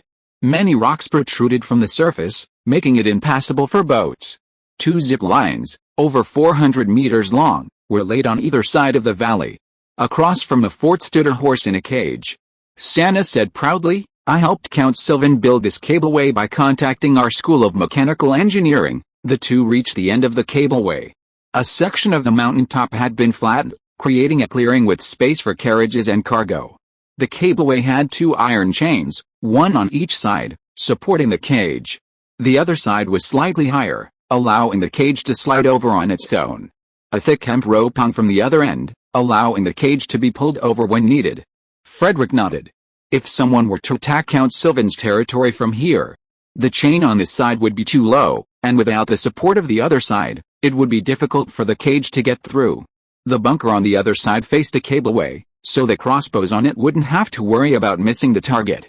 A convoy was approaching from the opposite direction, and the cage had limited capacity, so people, goods, carriages, and pack horses had to be transported separately. The pack horses were all blindfolded with cloth. Senna knew the manager, so she went over and told him about it, and the people there immediately welcomed them into the cage. The guide wheels on either side of the cage vibrated violently as they rolled on the iron locks. Frederick said, "Why not add more chains and lay wooden planks on the ground? Then we could just walk across," Senna said helplessly. "We don't have the money for so many chains." Frederick thought it through. The looting bridge, over 100 meters long, had cost about 40,000 taels of silver, or just over 20,000 florins in silver. With a span of over 400 meters, the cost was probably more than a simple quadrupling. The steel cables were more expensive, but saving money meant a bumpy ride, but compared to the extra days of mountain walking, it was still acceptable. Across the valley, besides the bunker, lay a small military camp and village. Surrounding the area were cultivated fields, sheep, chickens, and mules. The winch that pulled the cage was inside the bunker, on the second floor. The cable was connected to the cage via a pulley. 2 mules on the first floor worked the winch like a millstone. A section of the shaft between the first and second floors allowed for quick assembly and disassembly, allowing the cage to slide across on its own. Sana went upstairs to look for the knights here, and soon a carriage arrived. Frederick had long guessed that her family must be local nobles, and without bothering to think too much, he drove to the territory of Count Sylvan. At the same time, on the river near Bear City, the capital of the Helvetic Federation, Richardnal, the special envoy of Wesson State, caught a fish the size of 2 fingers. "This is just a warm-up." Richardnal put the fish into the fish basket seriously. Next to him sat a fat man wearing a blue silk dress, who looked a bit like Doraemon from behind. Count Friedkin, the special envoy of the Kingdom of Sardinia, nodded in agreement and then caught a fish the size of a palm. He smiled and said to the sword saint, "Alice, fat people catch fat fish too." Richardnal glared at him unhappily and continued to cast the hook. After casting his line, Friedkin asked, "Why didn't you attend the investiture ceremony last month?" In mid-September, King Francisco of Sardinia appointed Mafia Count and hereditary governor of Citrus Island. Although Richardnal received an invitation, he didn't go to Tiberia. Richardnal had privately agreed with Mafia not to go. He said, "The Pope doesn't allow me to fish within 10 kilometers of the Holy City. Besides, I'm afraid if I went, people would think I was trying to take the island away from the royal family. That would be too much trouble." Friedkin nodded. Some in the court were indeed worried that Richardnal would support Mafia and allow Citrus Island to become independent. He stopped talking about politics and said, "Who told you to catch the fish that the Pope has raised for 10 years? That fish is smart and swims back to the garden pond every night. How can he not be angry?" Richardnal rolled his eyes at him and said, "Don't you think about who eats the most fish? It's a waste of my responsibility." Friedkin immediately changed the subject. "Why didn't Duke Wesson come here, but ran to the mountains, to see the terrain?" Richardnal replied, "Building a railway in the mountains is a troublesome matter. He has to understand it clearly in person before making the final decision." Friedkin asked, "Then is he serious about what he said on the train and in the newspaper?" Richardnal answered with certainty, "He wouldn't joke about such things. He must think so in his heart." Friedkin thought for a moment and whispered, "As long as the Gauls don't get involved, I can stand on the same side as you. These are all poor places. If it weren't for the Gauls, we wouldn't bother to care. The Kingdom of Sardinia has always focused on the southern inland sea. Had the Kingdom of Gaul not expanded southward into its own territory, they would have been too indifferent to matters northward. If Frederick could intervene to contain the Gauls, they would have been overjoyed." Richardnal said solemnly, "We don't have a position. If we have one, it's just one. The Helvetic Confederation has its own say. We're just here to do business." Friedkin nodded immediately. Yes, that's right." Someone then brought the latest news from the city. Princess Penelope of Tarragona had arrived and was hosting a banquet in 3 days. Friedkin and Richardnal were invited. Richardnal asked irritably, "Is Baron Turgot also attending?" Baron Turgot was the special envoy from the Kingdom of Gaul, and some of his recent remarks had irritated him. Richardnal received an affirmative answer, and his eyes narrowed slightly, deciding to make a big splash at the banquet. He turned and saw Friedkin, looking lost in thought. Chapter 409 Another Possibility. All day, Count Friedkin sat quietly by the water, pondering his problems without a word. Richardnal didn't interrupt him, continuing his fishing. As the sun set, the two of them took their catch to the charity run by the city church, saving only the 2 largest ones for dinner. In his temporary residence, Friedkin told Richardnal, "The Kingdom of Gaul's true target might not be us, but the Kingdom of Tarago." Richardnal calmly replied, "You're good at plotting, I know nothing." Before the food was served, Friedkin began to explain. The Kingdom of Tarago was located southwest of the Kingdom of Gaul, covering an area of approximately 600,000 square kilometers. To the north lay the Kingdom of Lisenberg, to the west the Kingdom of Madeira, a country of the earth god cult, and to the south, across the sea from the southern continent, a country of the Flame Church. It was the western gateway to the inland sea. For a long time, this area was a battleground for the support of the 3 churches. Now, the Church of Light was gaining strength, keeping both the Earth God cult and the Flame Church at bay. The King of Tarragona is now fading, but the royal family has died. There are 2 candidates for the throne, both cousins of the king, Princess Penelope's father, Archduke Suarez, and Duke Irancity. Friedkin explained, Archduke Suarez has been defending the Kingdom of Madeira from the west, and has enjoyed considerable domestic prestige over the years. His wife is a princess of the Kingdom of Risenberg, and his mother is from the Kingdom of Angland. Duke Arancides' territory borders the Kingdom of Gaul, and his mother is a distant branch of the Gallic royal family, Richardnal understood. The most prestigious of the two candidates commanded a large army, while the other held no prestige but had a powerful relative. In this situation, the weaker party seeking the throne could only seek the help of a powerful relative. Friedkin smiled and added, Archduke Cyrez's wife is a princess of the Kingdom of Risenberg. His ascension to the throne would strengthen relations between the two nations, and Gaul certainly wouldn't want to see that happen. Richardnal pinched his chin and nodded, agreeing that the fat man's point made sense. At that moment, the steamed fish arrived. The servant set the table for dinner and then left the dining room. Friedkin ate as he spoke. I don't know the current situation within the Tarragona court, but I suspect the Gauls have it under their control. They can time their move, use us as cover, and then strike suddenly. Richardnal took a sip of his wine and said, if your suspicion is true, the Gauls must address two fundamental issues. First, the king hasn't designated an heir, and second, they have a reason to attack Archduke Cyrez. Friedkin smiled and shook his head. You don't understand court life? It only takes a few key figures to silence the king's words. The reason for attack is even easier to find. We could even draw lots to choose a reason and then slowly arrange it. Richardnal nodded and asked, what do you plan to do then? Tell Archduke Cyrez directly about this. Friedkin replied, I haven't thought about it yet. Archduke Cyrez will undoubtedly see what I see, and he and his staff will also consider this possibility. But whether they believe it will develop in that direction is hard to say. I'm not sure whether the Kingdom of Gaul's true target is us or the Kingdom of Tarragona. After all, our northern region is quite wealthy, so it's understandable that they're jealous. Richardnal nodded. Being a decision maker is such a hassle.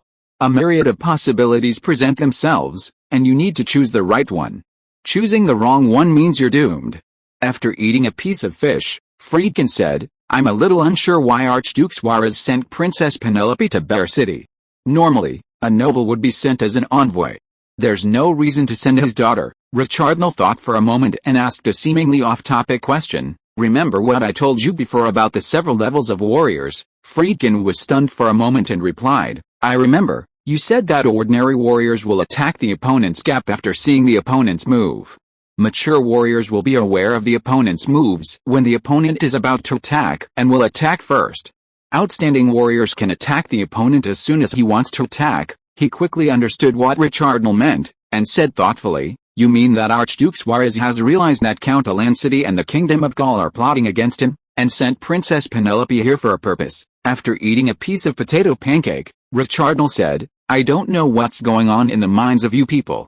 I just think that a man leading troops fighting on the border will take the initiative when facing a strong enemy when the other party is not prepared. Friedkin nodded, took a sip of wine, and said after a moment, in this case, to eliminate the contenders for the throne, you need to do it legitimately, at least on the surface. The best option is to dress yourself up as a victim, so that there is a reason to take action. I don't quite understand, Richardnal said. If the Gauls took action against the Kingdom of Tarragona as you thought, instead of against your Kingdom of Sardinia, then why did they go to so much trouble to interfere in the throne election of the Helvetic Federation? Friedkin sighed and said, the sword is most threatening when it is raised highest. The expansion of national power is difficult to stop.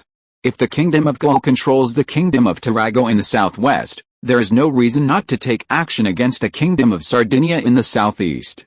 In this way, it can control the core areas north of the west side of the inland sea, and then wait to collect money. The Kingdom of Sardinia couldn't help but prepare for this. If the Helvetic Confederation sided with the Kingdom of Gaul over the next 20 or 30 years, Sardinia would have to increase its defensive campaigns, consuming significant military expenditures before the war even began. Therefore, Friedkin's mission was to disrupt Gaul's attempts to control the Helvetic Confederation and focus the nation's limited military budget on a limited defense. Friedkin narrowed his eyes slightly, gritted his teeth, and said to Richardnal, could you please, as an intermediary, convey a message to the nobles of the Helvetic Confederation tomorrow? If the Helvetic Confederation permanently guarantees that its territory will not be used for operations against the Kingdom of Sardinia, our country will return Mount Bray. Richardnal looked at him with some surprise and asked, is this your last trump card? You're playing it now, Friedkin sneered, saying, sometimes playing a card early gives you an advantage. If the Kingdom of Gaul has the guts, return laymen to them. Chapter 410 A big gift for you.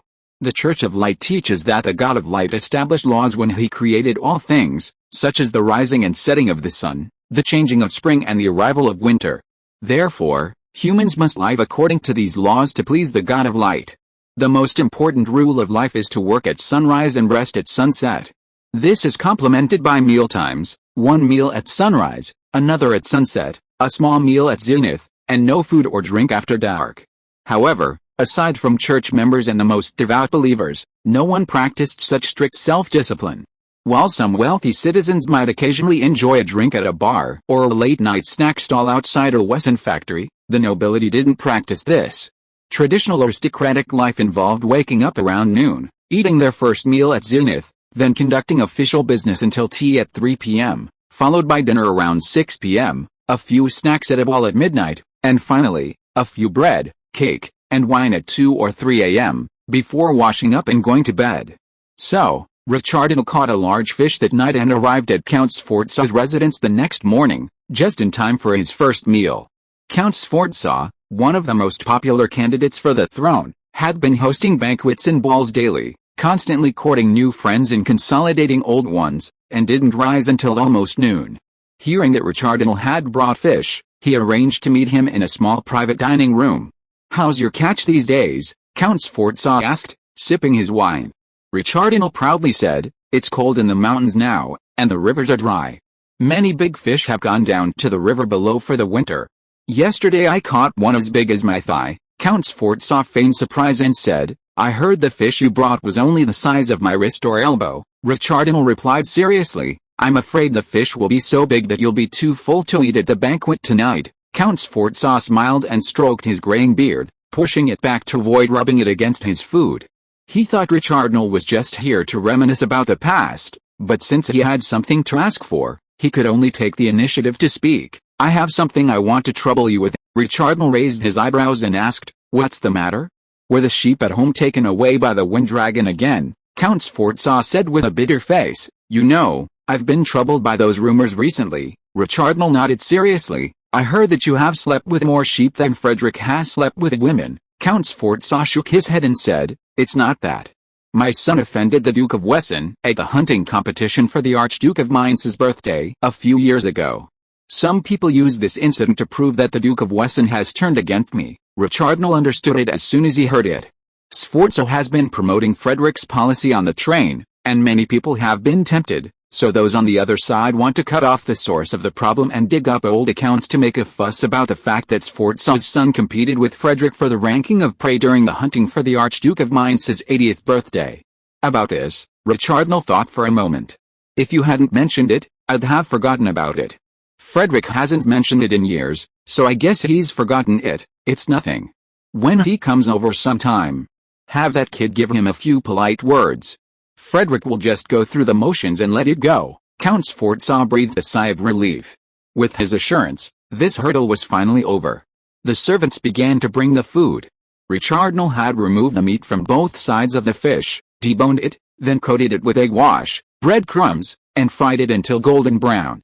A drizzle of red tomato sauce was then poured over it, a popular way to prepare it these days. The high altitude and low water temperatures in the mountains mean that fish grow slowly, resulting in a firm, high-fat, and earthy meat without any fishy smell. The meat is delicious. As Richardon ate, he said, "I came here today to give you a great gift." "Oh?" Count Sforza looked at him with interest. "Are you coming to work for me?" The two of them were old acquaintances. Count Sforza had tried to recruit Richardon before, but it naturally didn't work out. However, that didn't stop them from remaining friends. Richardon's reputation was now at its peak, and Count Sforza naturally knew that he could not recruit him, so he was just joking. Richardon smiled and said, "My annual income now exceeds the gold coins you can spend at will." Count Sforza was immediately upset. The people of Wesson State had one bad thing about them: they loved to talk about money. They didn't think having a lot of money was a big deal. Although he was upset, he still wanted to ask, "How much salary does Duke Wesson give you a year now?" Richardon smiled contemptuously and said, "I don't need him to give me money. I earn all my money myself. Now I have opened a forging gym with chains in many places. You can exercise and learn martial arts."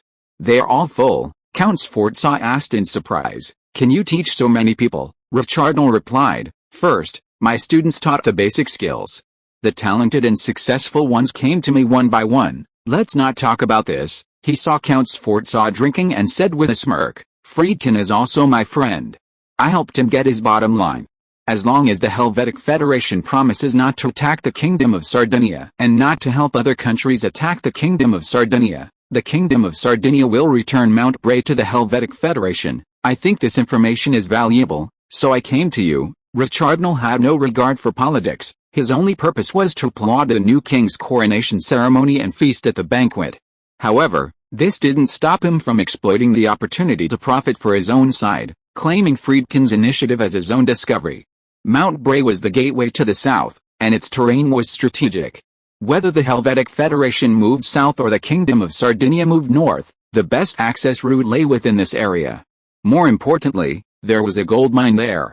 Decades ago, the Kingdom of Sardinia seized upon the local nobles' offense and sent troops to seize the area.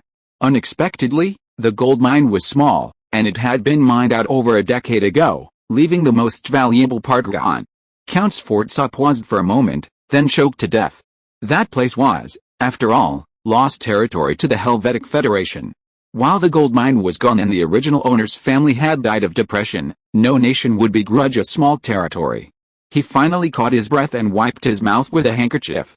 Seeing Richardnal's smirk, he immediately understood. What other conditions do they have? Count Sforza understood that Richardnal was merely relaying a message, but the fact that Friedkin hadn't directly addressed the nobles siding with the Kingdom of Sardinia, and instead told him, who favored Duke Wesson, held greater significance. He reasoned that Friedkin was doing this to gain merit before the king's election. Their willingness to offer was one thing, and negotiating it was another. Richardnal's role as a messenger was crucial. From his words, it was clear that he held the final say over who would receive the credit. Overall, it seemed that Duke Wesson and the Kingdom of Sardinia had reached an agreement on the affairs of the Helvetic Federation. Richardnal said, while eating, Friedkin didn't mention any additional conditions. You can go and discuss them with him. Count Sforza pondered for a moment, then threw down his knife and fork and said, I'm going into the palace to see His Majesty. Take your time. He left immediately, having finished less than half of his fried fish. Chapter 411 An urgent message. The sun was setting, and it was time for the nobles to start their revelry. Count Stefani was hosting a dinner and dance party tonight, and he had sent invitations to every local noble in the city as usual. As one of the contenders for the throne, he was very popular and prestigious, and 18 families had expressed their willingness to attend.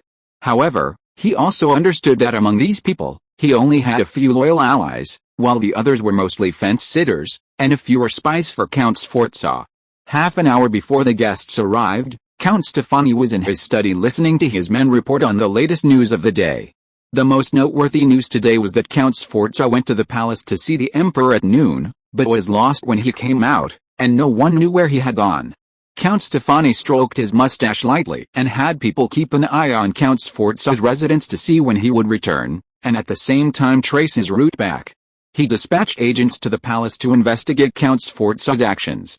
There had been recent rumors that Count Sforza was planning to marry his daughter to the third prince, Lurk, but Lurk had been absent from public view for nearly 4 years. His Majesty, though old, was not mentally defunct, otherwise he would not have chosen to retire. Meanwhile, he had privately negotiated terms with the various families. Count Stefani worried that if Count Sforza persuaded the king to support him on important matters, his alliance with the Kingdom of Gaul would only hinder progress amidst the prevailing public opinion that the Helvetics should resolve their own affairs. Frederick von Wesson, Count Stefani muttered the name through gritted teeth. Everything had gone according to his plan. The Sardinian group hadn't made any waves, and Count Sforza, Count Baramy, and others had sought help from the Rhine Confederation but returned empty-handed. His momentum was unstoppable, and the fence-sitters were flocking to his side. Unexpectedly, Count Sforza and his entourage, on their way back from the Rhine Confederation, hooked up with Duke Wesson. Their hedgehog theory, which advocated for no one, proved incredibly popular, and the situation suddenly became murky. Especially since Duke Wesson had fled to the mountains after arriving in the Helvetic Confederation, all we could gather was that he'd only interacted with the 2 women of the Rano family. He'd also been known to glare at a dozen bears, and now everyone from country taverns to banquets was talking about it. I wonder if his eyes were dry. Count Stefani sighed. Duke Wessen's hedgehog theory made sense, but he couldn't outwit those with quills. He could only pin his hopes on his allies. Baron Turgot, the Gallic envoy, was a renowned scholar with exceptional eloquence and conversational skills. Count Stephanie felt he could outdebate Duke Wesson. With his guests arriving, Count Stephanie couldn't help but wonder what schemes Duke Wesson was currently devising before leaving his study. Frederick and Santa were enjoying dinner in the town of Count Sylvan. "This venison pie is delicious," Frederick exclaimed, delighted with his meal. Santa explained, "The filling is made from deer hunted in the mountains, mixed with salt, pepper, nutmeg, thyme, and eggs." The pie's crust had trapped its aroma while baking, and the moment they cut into it, the fragrance was instantly palpable. Frederick had spent the past 2 days visiting local merchants, learning about local produce and prices. Tomorrow, he would depart for Count Baramy's territory. Santa had taken a job protecting a pasture in a different direction, requiring them to stay there for the winter. They both knew it was inevitable. They were adults and had known the outcome from the start. A radio hung on the restaurant wall played a priest telling stories. Count Sylvan's castle lies in a basin, less than 60 kilometers from Garin in the town of Cod in the Duchy of Mainz. However, the mountain roads are slow, so the journey takes many days. During his lifetime, Count Sylvan had built a radio station on a nearby hilltop, half of which was funded by the church, so church programs are often broadcast. The station's high perch ensures a wide signal range, reaching the entire Duchy of Mainz and serving as a crucial propaganda outlet for the Church of Light. Since Frederick invented radio, some perceptive priests within the church have recognized its potential for propaganda, and Frederick has assigned them airtime. Over the years, these priests have developed a new form of radio evangelism, evolving from the usual church sermons to stories with moral lessons. The Wesson radio station even answers letters from readers. Bishop Rolfe, a native of the area, has a gift for telling jokes, and the jokes he hears from the radio often leave diners choking and are a huge hit with the audience. Frederick and Santa chatted over their meal, planning to return to the hotel afterward. They ate rather quickly. "Bishop Rolfe, something's happened," an anxious voice boomed over the radio, sending a shiver down the spines of listeners 100 miles away. The speaker was frantic, but articulate, and in just a few sentences, he explained the situation. "Snakes hibernate now, but the warmth in a restaurant kitchen is enough to revive them." A snake had escaped from a restaurant and made its way to the lobby. When waiters tried to catch it, it released a venomous spray, poisoning several waiters and guests. Bishop Rolfe left without a word, and the radio switched to music. Some listeners were distraught, while others grew anxious, unsure whether the poisoned could receive treatment. The road from the radio station to the castle was downhill, and Bishop Rolfe, riding his bicycle without brakes, raced down the hill. Once on flat ground, he pedaled like a white comet. By the time he arrived at the restaurant, sweat-drenched, he abandoned his bike on the side of the road and rushed through the door. The restaurant was crowded with people, poison patients lying on joint tables, and the air was thick with the scent of herbs. Bishop Rolfe sniffed. It was a highly effective antidote, and there were experts here. Then he heard a familiar voice, "Quick, get the funnel." Frederick helped a waiter to sit up. Santa took the funnel, carefully inserted it into his mouth, and then poured in a large cup of the potion, which had been prepared in a pressure cooker. Bishop Rolfe breathed a sigh of relief upon seeing Santa. He went over and asked, "Miss Rano, how are the patients?" Knowing Bishop Rolfe's presence, Santa said as she fed them medicine, "It's very dire. It's the venom of the multicolored black snake. I can only suppress the effects, but not for long." Bishop Rolfe gasped and said, "I can only suppress the effects." He thought for a moment and said, "Your current potion combined with mine will probably only keep the patients alive until tomorrow noon, unless..." "Alice," Santa said with a bitter face, "I didn't think there would be snakes in winter, so I didn't bring snake medicine. If you want to save them, you can only get them to my home in Bear City before noon." She sighed and continued to feed the next person, doing her best. 9 people had been poisoned, 2 waiters, 1 of the 7 guests, and a child.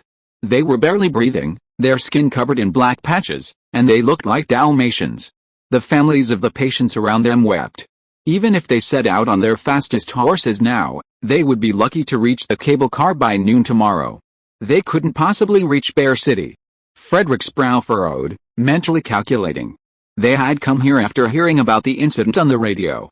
They both carried antidotes with them, but the venom of this multicolored black snake was unique, requiring a specially formulated antidote. The antidote they had on hand would only slightly alleviate the pain, not prevent death. 16 hours, Frederick said. I have a plan to get them to Bear City, but the success rate is only 50%, and will need the support of the local lord. Bishop Rolf didn't know Frederick, but he recognized a paladin saber hanging from his waist. He said, Brother Captain, please let me know what you think. Count Sylvain and Madame Sylvain have already gone to Bear City. If it's not too difficult, the remaining administrators will give Miss Rano and me some respect. Frederick nodded. He only now realized Santa's last name was Rano. Baron Rano's family was said to be incredibly influential. No one wanted to offend a medical family with a 200 to 300-year-old heritage. With the church's involvement, it should be possible. He said, I need to use the radio station. The listeners in front of the radio were listening to other programs when suddenly an unfamiliar voice came from the radio. This is Friedrich von Wessen, identification number August 15532. Please contact the Wesson State Military Affairs Department immediately upon hearing this and dispatch 2 night witches to the Sylvan territory of the Helvetic Federation. If you are listening to this novel on a channel other than Fanfic World, it means it was downloaded and re-uploaded without effort. We warmly invite you to visit our channel, Fanfic World. There you will find the original version of this story and many other novels of various genres. We look forward to seeing you dive into a world of incredible novels. Chapter 412 Emergency Dispatch. The broadcast went out, and Frederick lay in the meadow outside the city, his mind etched with anxiety. He wasn't sure if the broadcast would reach the audience in the Duchy of Mainz clearly, if anyone would immediately help send the message to the telegraph office, and if the telegraph staff would malfunction. There were so many things that could go wrong along the way. His only hope now lay with the scattered steaming stations and train stations. If they could transmit the message through internal lines, the message would normally reach Weissenberg within half an hour. But that wasn't the end of the story. The military decision-makers in Weissenberg should be okay, but the actual implementation was uncertain. What if the Air Force's airships were undergoing maintenance, got lost on the way, encountered bad weather, or ran out of time? There were also countless uncertainties. But he had done everything he could. The landing site was prepared, and the broadcast would be broadcast all night. Now he could only wait. Weissenberg was a quiet and peaceful place tonight, while the city center was bustling with people. Young Franz, his wife Carpo, and their children were watching a popular farce at a small theater, each clutching a bag of rice popcorn. A crescent moon and stars covered a black stage curtain. 2 actors played a fisherman and a rower. The fisherman, believing he had caught a large fish, kept reeling in his line, but the fish's immense strength left him sweating profusely. The rower, trembling, confessed to the god of light, believing his boat was moving backwards in the darkness, and that he was being dragged toward hell. The audience, watching them, one believing they had caught a fish, the other that they were destined for hell, were laughing uncontrollably. This farce, about 10 minutes long, was originally a way for early arriving theatergoers to pass the time before the main performance. Fatty was so enamored of it once that he booked the theater several times, thus sparking a new trend. The 2 figures on the stage gradually approached, and the music grew tense. At that moment, a repetitive voice echoed from the front row of the auditorium, Level 1 Military Intelligence, please return to your posts immediately. Rumor has it that in Wesson, a person's status is determined solely by whether they carry a red radio. Upon hearing the blaring sound from his red radio, little Franz leaped from his seat, exchanged a few words with his wife, and rushed out of the theater. The audience of over 100 erupted in unrest, and the 2 actors on stage were unsure whether to continue. Many officials and their families were in the front row, familiar with the government's internal military intelligence hierarchy. The highest level, special, signified the outbreak of war, while level 1 signaled the imminent arrival of enemy forces. These officials also immediately left the theater and returned to their posts. Although they hadn't received an official announcement, the broadcast was expected to begin shortly, according to standard procedure. Seeing their colleagues on the way, they hurriedly greeted them and joined them on their way home. After they left, their families followed suit, and the rest of the audience followed suit. In less than a cup of milk tea, only the staff remained in the theater. A stone dropped onto the calm surface, and the ripples gradually dissipated. The crowds on the street dwindled rapidly, while those gathered around the radio grew. The Military Affairs Department is located in the military camp north of Weissenberg. Little Franz first went to the nearby police station to requisition a motorcycle, and quickly rushed downstairs. The person on duty tonight was Chief of Staff Helmut. He and his staff were lying on the table in the command room measuring the map. From time to time, the communications staff sent weather conditions from various places from the telegraph room next door and marked them on the map. Little Franz walked into the command room in his suit without changing his clothes. Seeing Alfu there, he nodded and asked Helmut, "Is there a fight in the Bohemian region?" After the Wesson state occupied the former Regensburg Alliance, it bordered the Bohemian region. The people there had never been beaten by the Wesson army, but now they are unable to defend the entire border due to insufficient troops, and several conflicts have occurred recently. Helmut shook his head and said, "No, it was the commander who sent a request for help. The authentication code has been verified," Alfu said. Around 7 o'clock this evening, radios in parts of the southwestern Duchy of Mainz picked up the master's broadcast. The steamed bun shop immediately reported it. Little Franz nodded as he stood beside the map. Everyone else knew Alfu only as Duke Wesson's chief steward. Only a few high-ranking officials knew he oversaw an intelligence department. Helmut continued, "The commander is currently in the counties of Sylvan in the Helvetic Federation. We need to dispatch 2 airships as quickly as possible. I've already issued the order to the Air Force to prepare for departure on behalf of headquarters." Little Franz asked, "Any further information?" Helmut and Alfu shook their heads. That was all they had for now. Little Franz thought for a moment and said, "Send Eugene with a squadron of black cats." He was worried that Frederick was in trouble, and having soldiers on hand would make things much easier. This mission was an overseas mission, and Eugene, from the Kingdom of Gaul, had the most experience in the army, capable of commanding both in combat and dealing with the nobility. He was the perfect fit to lead the team. At this moment, the communications officer delivered feedback from the Air Force. Helmut reviewed it and said, "The Air Force received the second batch of airships a few days ago, and all 8 are now operational. I suggest that in addition to Eugene and a squadron of black cats, Tony also be sent with a team of guards. That would be safer." The black cats were a special forces unit of the Wesson army. Like Frederick's guards, they were all composed of exceptionally powerful warriors, personally trained by Richardner and possessed exceptional combat effectiveness. Little Franz nodded, then said, "Contact the Duchy of Mainz. Have Jürgen lead a cavalry company and Gerd lead a squadron of magicians by train to Trout Harbor, ready for action." Just in case, unaware of the specific circumstances, they prepared for Frederick to be bullied there.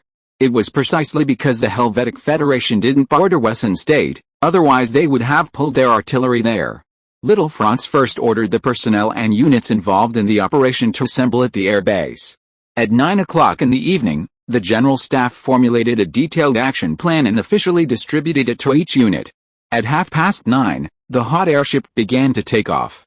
The first target is 260 kilometers away. Angle. The voice of the formation's frontline commander came from the radio in the cockpit of airship number 4. "The weather is clear, the north wind is level 4, and we are flying due west according to the compass direction." The broadcast point along the way is the observatory radio station. Hannah sat in the driver's seat, Oak City behind her. The land below was pitch black, and only the navigation lights on the Carolina Canal and the lights of the village were visible. This was her second time flying this new airship, and her first night flight. She could only control the direction by the direction of the compass needle in front of her and the hull indicator line, while also paying attention to the warning lights of other airships around her. Tony stood behind her and said, "Don't be nervous.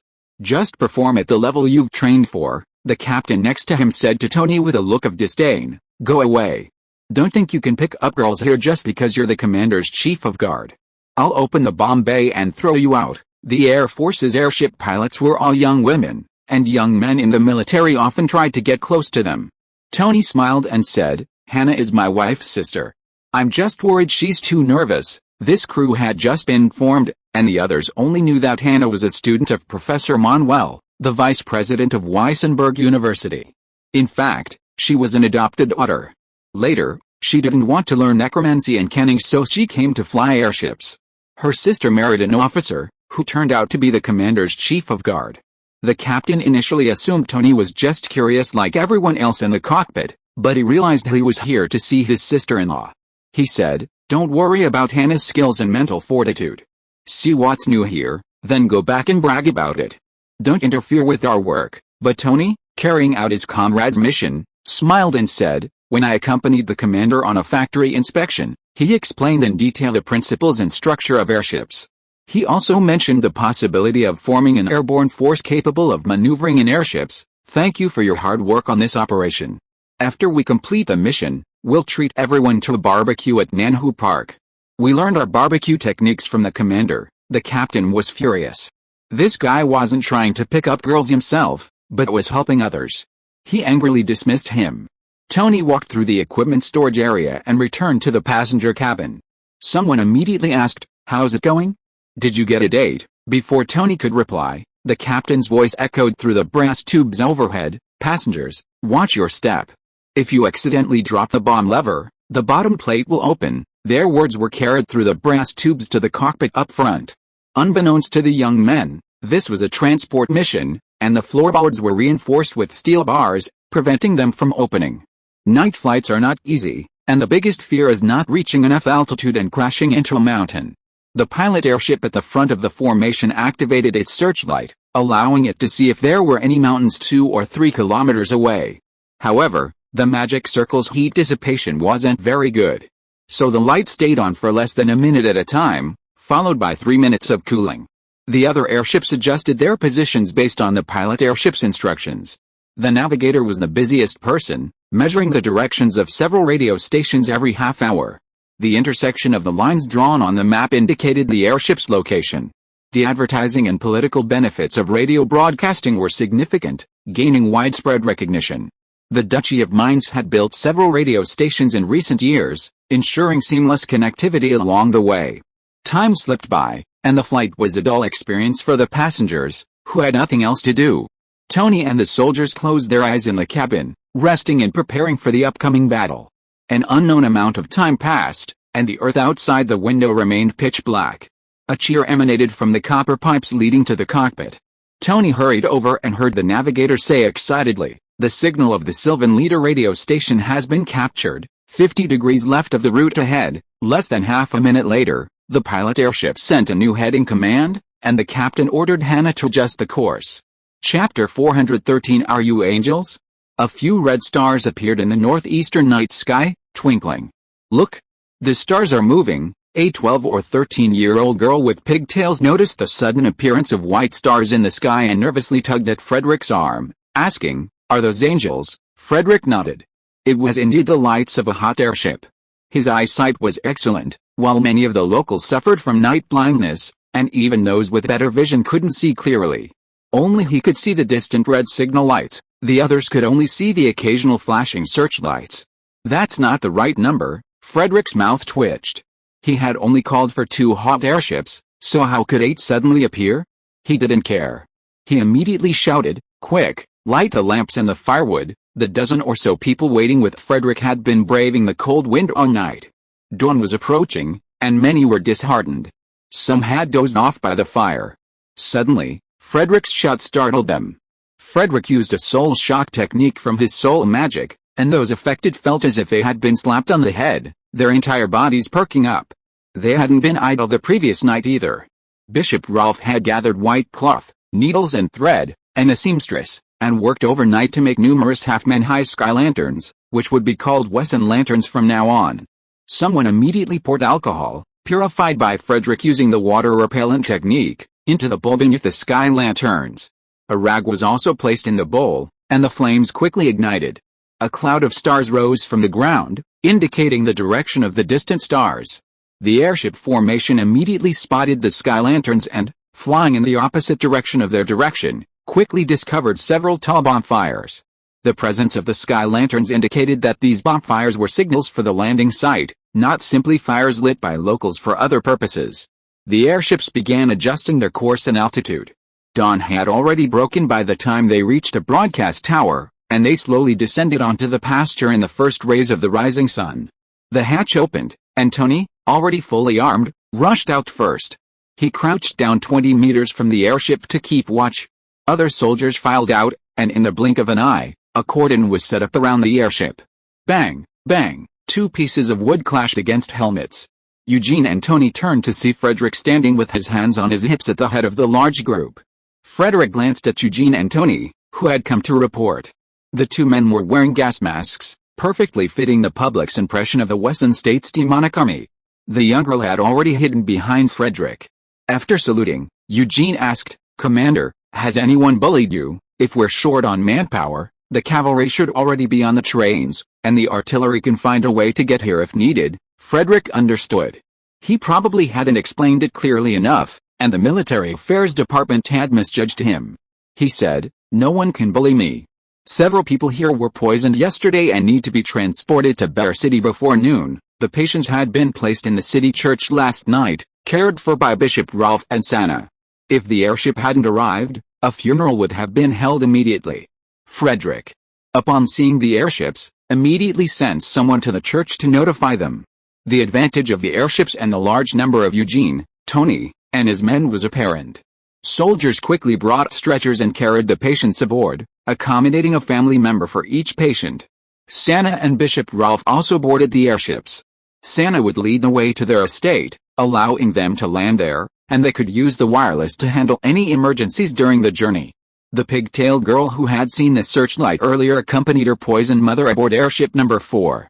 Before takeoff, Tony went to the cockpit and asked the captain, "It's going to be even colder in the air. It's warmer here.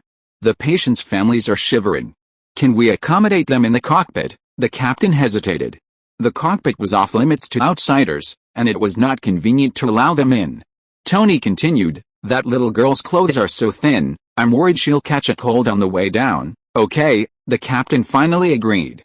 2 soldiers carried the patient to the back of the cockpit and set her down. The captain pulled out a stool and placed it nearby, gesturing for the girl with pigtails to sit down. The girl with pigtails looked at the pilots curiously and timidly asked, "Are you angels?" The pilots were all graduates of the University of Wessenland. Their youthful beauty, their scholarly air blended with a military air, gave them a unique charm.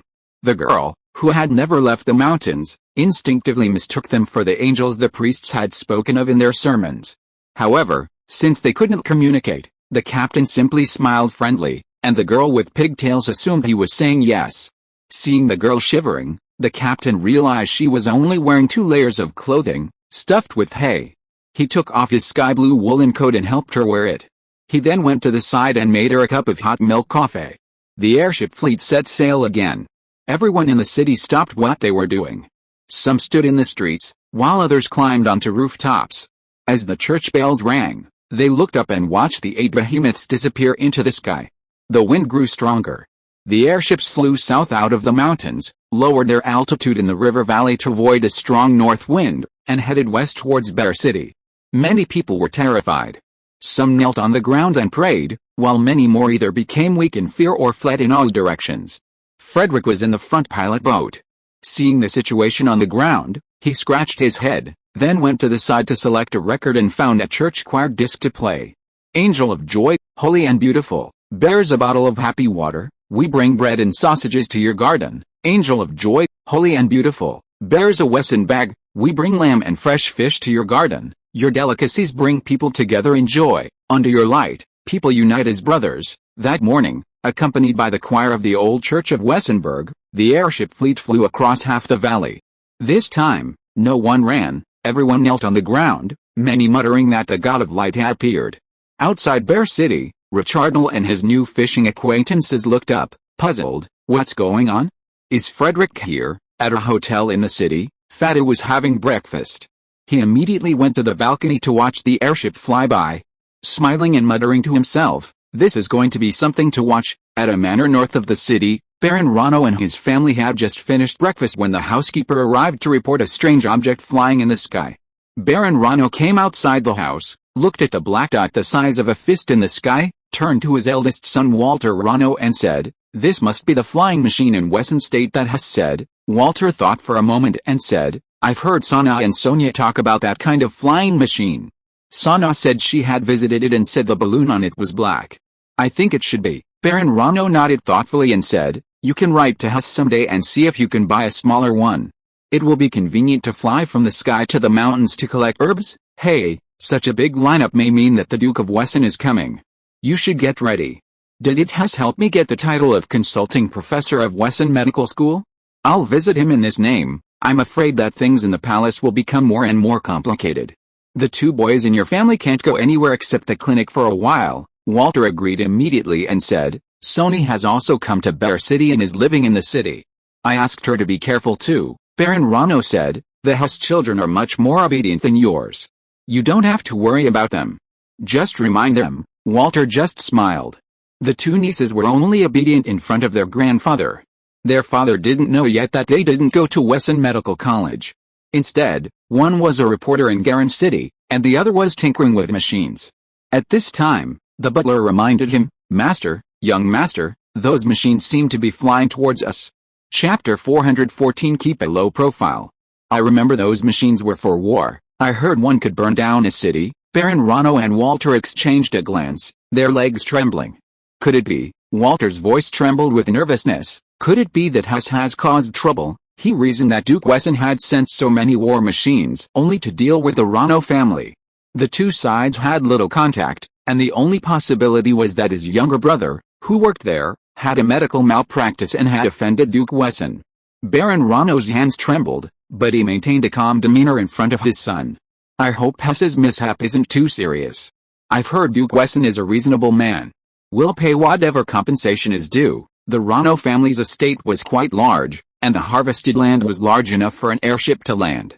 By then, Baron Rano and Walter had changed into fashionable Wesson suits and arranged for the women and children to quietly depart in carriages. Figuring that the airship flying first and landing first must be Duke Wesson's, he stepped forward to greet it. Baron Rano, a man of many experiences, saw the airship's door open and was about to step forward when the first girl to jump out bore a striking resemblance to his beloved granddaughter. Sana hurried over and declared to her grandfather, Grandpa, someone's been poisoned by a multicolored black snake. Baron Rano was startled. Initially, he thought it was Duke Wesson who had been poisoned, but then, seeing so many people being carried off, he suspected his own team had met with misfortune. The patients on the stretchers were covered with church blankets, making it difficult to see clearly at first. Baron Rano asked Walter to quickly prepare the medicine while he went to one of the stretchers to check on the patient. Huh? Baron Rano immediately recognized the woman on the stretcher as a commoner. Her dry hair, rough skin, and cheap linen clothing betrayed her status. The young woman with pigtails beside the stretcher asked, Can the master be saved? Baron Rano, initially mistaken for a young lady in her brand new sky blue woolen coat, realized she was just an ordinary peasant. The patient had been sent by Duke Wesson, and Baron Rano, even if it meant considering the priest's favor, had to consider the god of lights. He lifted the patient's eyelids, reached out and felt his carotid artery, and replied, It's not too late. Then, Santa came over with Frederick. After introducing themselves, Frederick said, Please treat the patient as soon as possible. Don't worry about the expenses. Just give me the bill after the treatment. By the way, Frederick added, make the bill payable to the Paladin of the Church of Light, not the title. Today's events had gotten a bit serious, and with the political turmoil here, it wouldn't be appropriate to appear as Duke Wesson. So, he'd use the name of a Paladin of the Church of Light. Although Baron Rano wasn't involved in politics, his long service to high-ranking officials made him well-versed in the intricacies of the situation. After briefly discussing the details, Baron Rano took Sana to treat the patient. Although Sana had gone into mechanical research, her family heritage remained, and she had been with the patient from the beginning, so Baron Rano needed her to provide information on the patient's condition. Bishop Rolf, who had come with him, did not participate in the treatment. Instead, he took Frederick aside and asked, Do you have your paladin's accoutrements? Frederick shook his head, revealing he only had a standard saber. Bishop Rolf, a man of political savvy, said, Since you intend to act as a paladin, I will certainly make the necessary arrangements. Frederick was left to his care. Baron Rano would then oversee the patient's treatment. He had to go into the city to deal with the impact of the airship. Baron Rano's steward arrived, and Frederick summoned Eugene, asking them to arrange for everyone to rest. The Rano family had their own small armed forces, usually used to escort a master into the mountains to collect herbs. Frederick said that as long as they kept an eye on the airship, he would take them on a flight in 2 days. The steward was so tempted to stand guard himself. The airship released the heat and shut down all the equipment. The captain removed the key, stuffed the magic brain, the core of the control system, into his backpack, and left. Everyone went to eat and rest. Frederick knew some would be interested in airships, but even if you were offered an industrial product, you wouldn't be able to copy it without the necessary skill. It would be better to show them the way so they wouldn't give up, and at the same time, advertise it. The butler apologized profusely throughout the journey, saying the conditions at the manor weren't great and asking for their patience. Local nobles often sought medical treatment from Baron Rano and his family, often accompanied by servants. The manor had plenty of guest rooms, so a few dozen people could squeeze in. But housing so many people wasn't a good idea, so Frederick told Eugene to wait and go to the city to find Richardnell and his men to arrange accommodations. As the group marched towards their lodgings, Tony whispered to the soldiers around him, "Don't blame me for not warning you." Our captain gave his coat to the young girl. "It's freezing out." The young men in their escort company were eager to try. This was a good opportunity to strike up a conversation. Even if they didn't hook up with the captain, they could still get introduced to other female soldiers through her. However, someone in the Black Cat unit was quicker to act. Someone took off his coat and put it on the girl, causing both the pilots and the Black Cat team to start a commotion. The guards could only grit their teeth. Frederick saw this and just smiled, chatting with Bishop Rolf about Bear City. Bear City was in an uproar, and many people didn't know what was flying in the sky. Many people who went to Wessenland State to work had seen airships in the newspapers. They became the coolest guys in the city, and kept telling everyone what they saw in the newspapers and what they had imagined. Various forces sent people out to inquire, and soon they found out that the airship had landed at Baron Rano's estate. Then they found out that Duke Wesson had entered the city and was staying in a mansion of Archbishop Fedor near the Bearskin Church. He came in the name of a paladin. These days, among the high-ranking priests of the Church of Light, only the lights in their homes remain on. Frederick glanced at the sturdy Bishop Rolf and then at the ball-like Archbishop Fedor. He could tell from their appearance that Rolf was Fedor's nephew. Archbishop Fedor, beaming, said to Frederick, "I should have met with you sooner, but unfortunately, I just arrived at Cyclops Island and heard you left a day ago." Frederick, with a look of regret, said, "What a shame. Last year, he had confirmed on Cyclops Island that the so-called Cyclops bones were from some kind of elephant, sparking a major debate about doctrine within the Church of Light. Many priests had gone there, but he was afraid some would address the people who created the problem instead of solving it, so he slipped away." Archbishop Fedor said, "Your Excellency's visit must be arranged by the God of Light, allowing me the opportunity to learn from you. I imagine you must be tired after so long a flight. Please feel free to use this mansion as you please, treating it as your own. I won't disturb your rest. I'll come back to learn from you once you've rested." He then summoned the butler, telling Frederick to refer him if he needed anything. Frederick politely replied, "I'm sorry to bother you, Archbishop. I'm sorry to bother you all with my visit to Bear City. Please explain." Archbishop Fedor nodded in agreement, thinking this was more than just an inconvenience. He wondered how many people would be kept awake tonight. The mansion was surrounded by the rich and powerful, and further out was the bustling commercial district. So, when Richardnell received the news, he approached, carrying his freshly caught fish. "How did you know I caught a 40-kilogram fish?" Frederick, who had just finished having his measurements taken by the tailor in the living room, was furious. "Who asked you that? I'm not giving you that fish." Richardnell sat on the sofa, the half-dead fish at his feet, and asked, "What happened? Why all the commotion?" Frederick recounted the incident. Richardnell said, "So that's what happened. I thought there was going to be a fight." He knew Frederick well enough to know that when he said he was saving someone, he meant it simply. "It's been quite busy lately," Richardnell explained, emphasizing the situation in the area. "The Kingdom of Sardinia's planned to sign a treaty with the Helvetic Confederation." Frederick thought for a moment and said, "That's a good start. Next, I'll contact the Archduke of Mainz to help you obtain the plenipotentiary status of the Confederation of the Rhine, and we'll sign a treaty of our own." Richardnell said angrily, "Why not you?" He was unhappy that being an envoy meant he had no time for fishing. Frederick explained, "My appearance today was too flamboyant. It'll give some people an excuse to accuse me of threatening the Helvetic Confederation. I need to keep a low profile going forward, others will discuss the details anyway. Just sign your name." Richardnell rolled his eyes at him. "The envoys are all nobles. They won't be happy with a commoner like me signing." Frederick smiled. "That's perfect.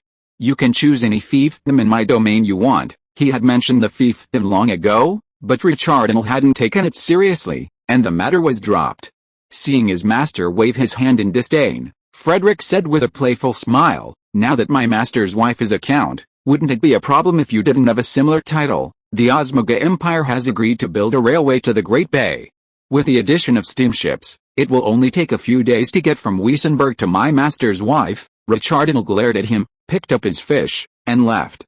Frederick knew his master had been persuaded. He hadn't had a proper rest from yesterday evening until noon today. He asked the butler to prepare a simple meal for him. Then shower and go to bed. He also told the butler not to see anyone except the Rano family until he woke up. Archbishop Fedor's mansion was a place where he kept his mistress, and the bathroom was quite luxurious. The maids had been tending to the fat and aging archbishop for a long time, when suddenly a strong young man arrived, even more enthusiastic than when he had served his master. Frederick was soaking in the hot water, thinking about what to do next, when the butler announced that Miss Rano had arrived. Chapter 415 I feel very unhappy. At dawn, two rosy-cheeked, short-haired sisters left the mansion, chatting and laughing. They said goodbye at the gate and went about their business. Frederick lay in bed, feeling as if he had been the one who had been slept with yesterday. Sonia, having learned that Frederick was heading into the mountains and then on to Bear Town, had arrived early and quickly found out where he lived. After helping her grandfather treat a patient at the manor, Sonia came to report on the progress. The two sisters met outside the gate and then went on a Frederick dungeon run together. The butler prepared breakfast for Frederick, freshly baked white bread, bacon slices, cheese, and canned oranges from Citrus Island. There was also local garlic sauce on the table, which Archbishop Fedor liked so much that he kept it there. Frederick tried to spread it on his bread, but it was incredibly spicy. Frederick checked the manufacturer and date on the can. He wondered if he had peeled the oranges himself. Shortly after breakfast, the butler arrived with 4 distinguished guests, 3 of whom Frederick had met before. In the reception room, Frederick pointed at the old man with flowery beard, the scarred brother and the young man reading the construction engineer's manual who were sitting together on the train that day, and said with gritted teeth, "So you were all playing a trick on me, right?" Ha ha ha. The old man with flowery beard was a little embarrassed. "I said that our delegation visiting Cologne that day had no money and could only squeeze into the train." "Do you believe it?" Frederick said unhappily. "How could you be out of money, Count Sforza?" Then he pointed at the scarred brother and said, "You must be Count Baramy." The scarred brother nodded with a smile.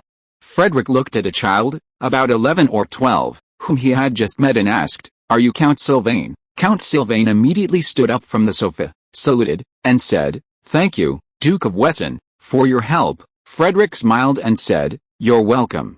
At that time, those with ability would do what they could. He then looked at the young man and asked, "Are you His Majesty, the third prince?" Lur smiled and nodded. "Thank you for the engagement gift." Frederick leaned back on the sofa, sighed, and said, "The Grand Duke of Mainz planned our meeting on the train that day." Count Sforza, the leader of their small group, smiled and replied, "Everything was arranged by the God of Light." Frederick smiled too, but he felt a little annoyed. Although the railway department of Wesson was managed by Albert, the Grand Duke of Mainz's youngest son, this seemed a bit too much. He decided to let Albert go to the grassroots level this winter to get some training and experience. Count Sforza got down to business. "We discussed your policy with others after we returned, and many people agree with it. I recently received authorization from His Majesty to negotiate with Count Friedkin, the special envoy of the Kingdom of Sardinia. We have essentially finalized a treaty between the two countries stipulating non-aggression and prohibiting all actions against each other within their own borders. Sardinia has also agreed to return Montebre to our country. This is the first step in implementing the policy you propose. Once the treaty details are finalized and signed, your proposed policy will be more widely accepted." Frederick nodded and said, "I am only offering a half-baked proposal. The final decision will depend on the Helvetic Federation's own decision." Count Baramy said, "It's all thanks to you for paving a path for us through this difficult situation. We have contacted the Osmoga Empire. They have sent a special envoy, who will arrive soon. The Osmoga Empire is the largest and most powerful country bordering our country. If we can sign a treaty with them, our national policy will be stabilized. I have heard that you have a good relationship with Queen Anna. I would appreciate your assistance." Frederick was in a dilemma. Although he had engaged Anna in close combat before, political figures at the top understood that personal relationships and political interests should not be confused.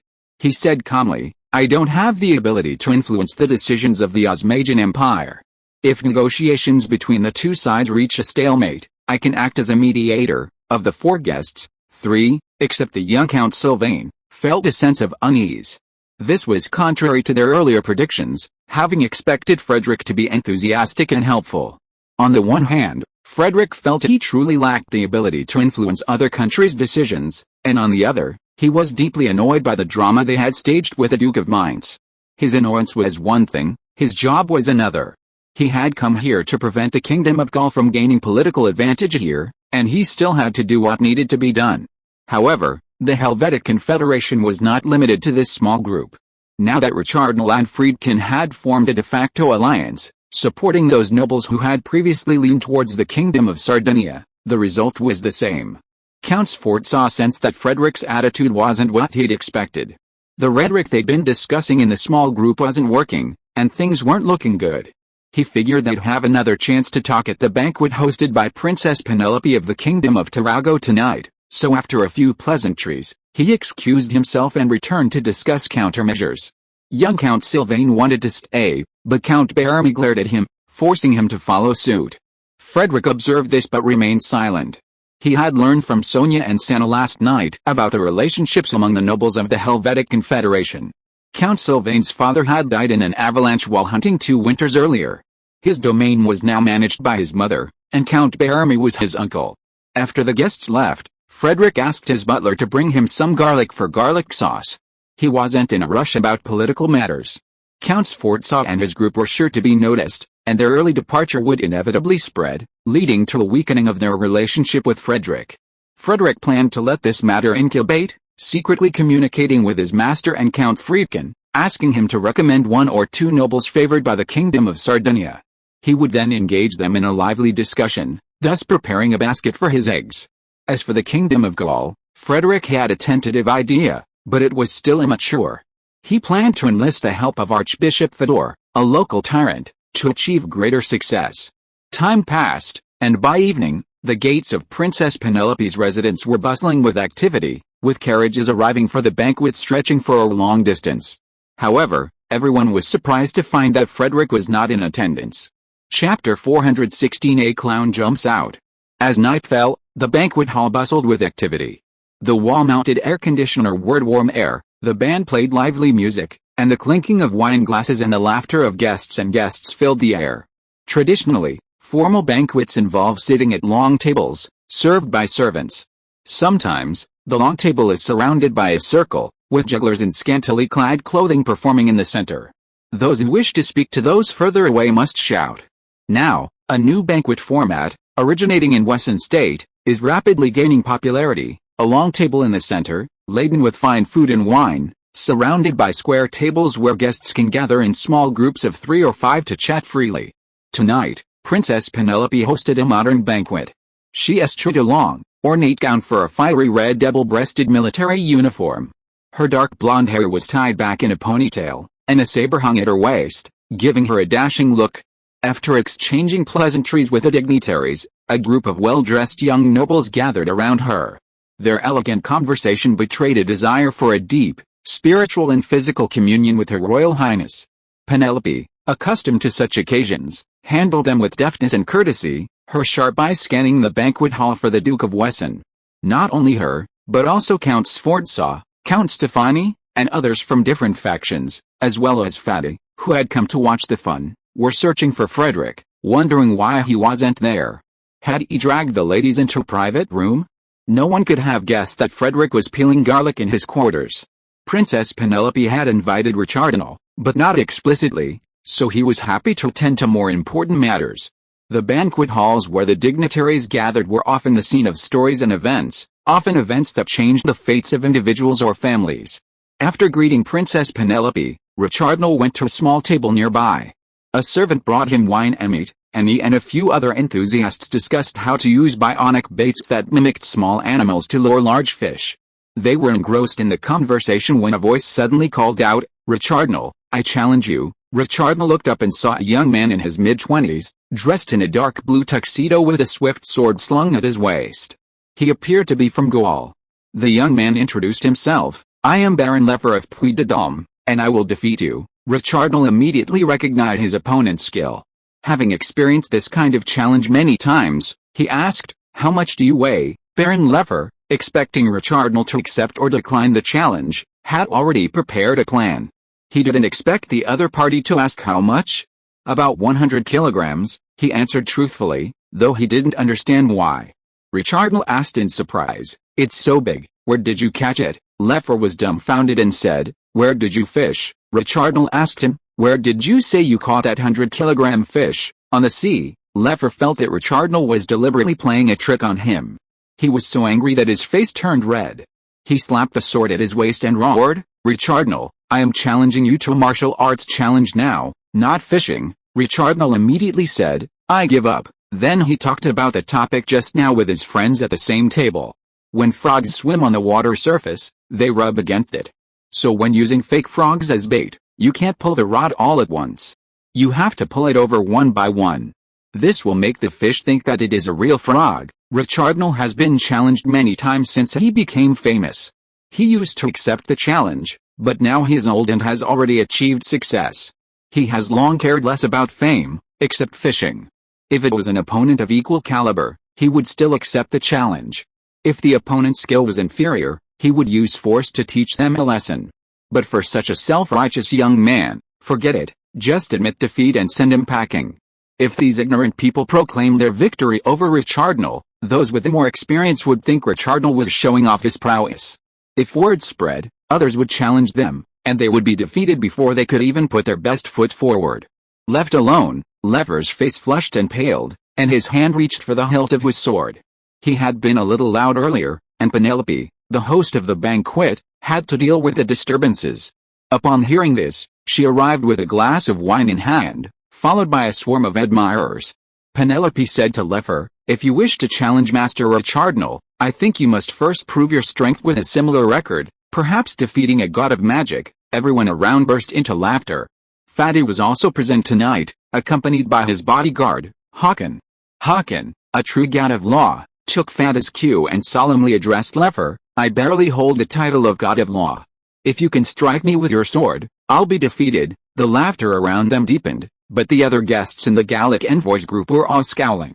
Leffer, feeling like he was being made a fool of, blushed as red as a monkey's butt, and his breathing became heavier. Then, someone started to act. Frederick wasn't here tonight, but Richardnal had brought Eugene, the leader of the group, to help him get back on his feet. Eugene, a descendant of a prominent Gallic noble, was well informed about the country's nobility, and even more familiar with Leffer's family. It was Baron Leffer's grandfather who had blamed him for the Gallic defeat at Lisenberg. He handled such situations with ease, having just been amusing several local ladies with his jokes when he saw Leffer stirring up trouble and immediately abandoned them to come over. Eugene quickly walked up behind Leffer and whispered, "This isn't a personal grudge." Without waiting for Leffer to react, Eugene punched him in the back of the head, knocking him unconscious. Eugene kicked the fallen Leffer aside, then bowed to Penelope and said, "Your Highness, I'm sorry he disturbed your party. His head looks like it's been stepped on by a donkey since he was 3 years old. Please forgive his rudeness." Penelope smiled and said, "I think it's a personal grudge." She continued, "I once heard my father mention you. You commanded the defeated soldiers and blocked the army of the Kingdom of Lisenberg for 3 days and 3 nights outside the port. My father went to the battlefield and said frankly that he couldn't do as well as you did." Penelope deliberately brought up the defeat of the Kingdom of Gaul at the Kingdom of Lisenberg a few years ago, and some people felt that this was a slap in the face. Eugene, now a native of Wessenland, had suffered injustice after the war, and was grateful for not adding insult to injury.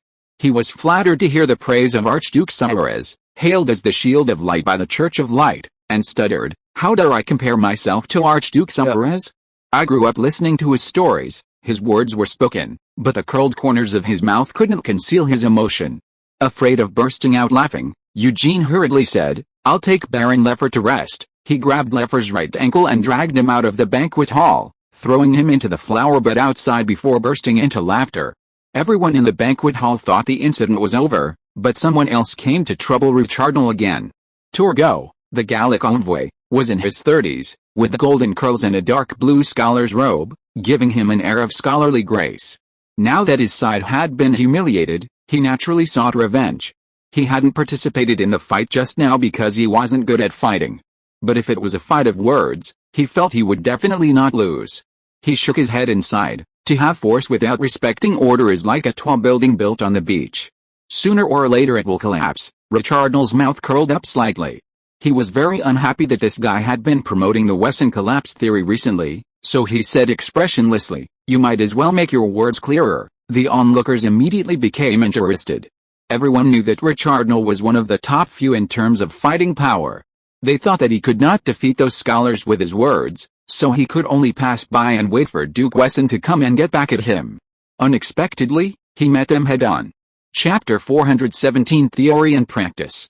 In the Helvetic Federation, many envied the Wesson state's wealth. Rumor has it that the Duke of Wesson's toilet was made of gold. Recently, a group has been spreading rumors that Wesson state will eventually fall. Many find their claims plausible, but those who have visited the state find them puzzling. Baron Torgo wasn't part of this group, but he had close contact with them and strongly agreed with their views. Torgo told Richardnell, "The God of Light has arranged the natural order for the well-being of nature and humanity. The natural order is supreme, sacred, and eternal. Human activity, as long as it conforms to inner lines with the natural order, can achieve happiness. A nation can only achieve stability and prosperity if it develops in accordance with the natural order. The Wesson state's current actions have violated this natural order. Its collapse is only a matter of time." Richardnell raised his glass and said, "I partially agree with you. I also believe that everything in the world, from the tangible plants and trees to the invisible workings of society, has its own laws." Torgo became wary. The other party only agreed partially, and he needed to be wary of being tricked into agreeing with the rest of the agreement. However, Richardnell didn't dig his trap.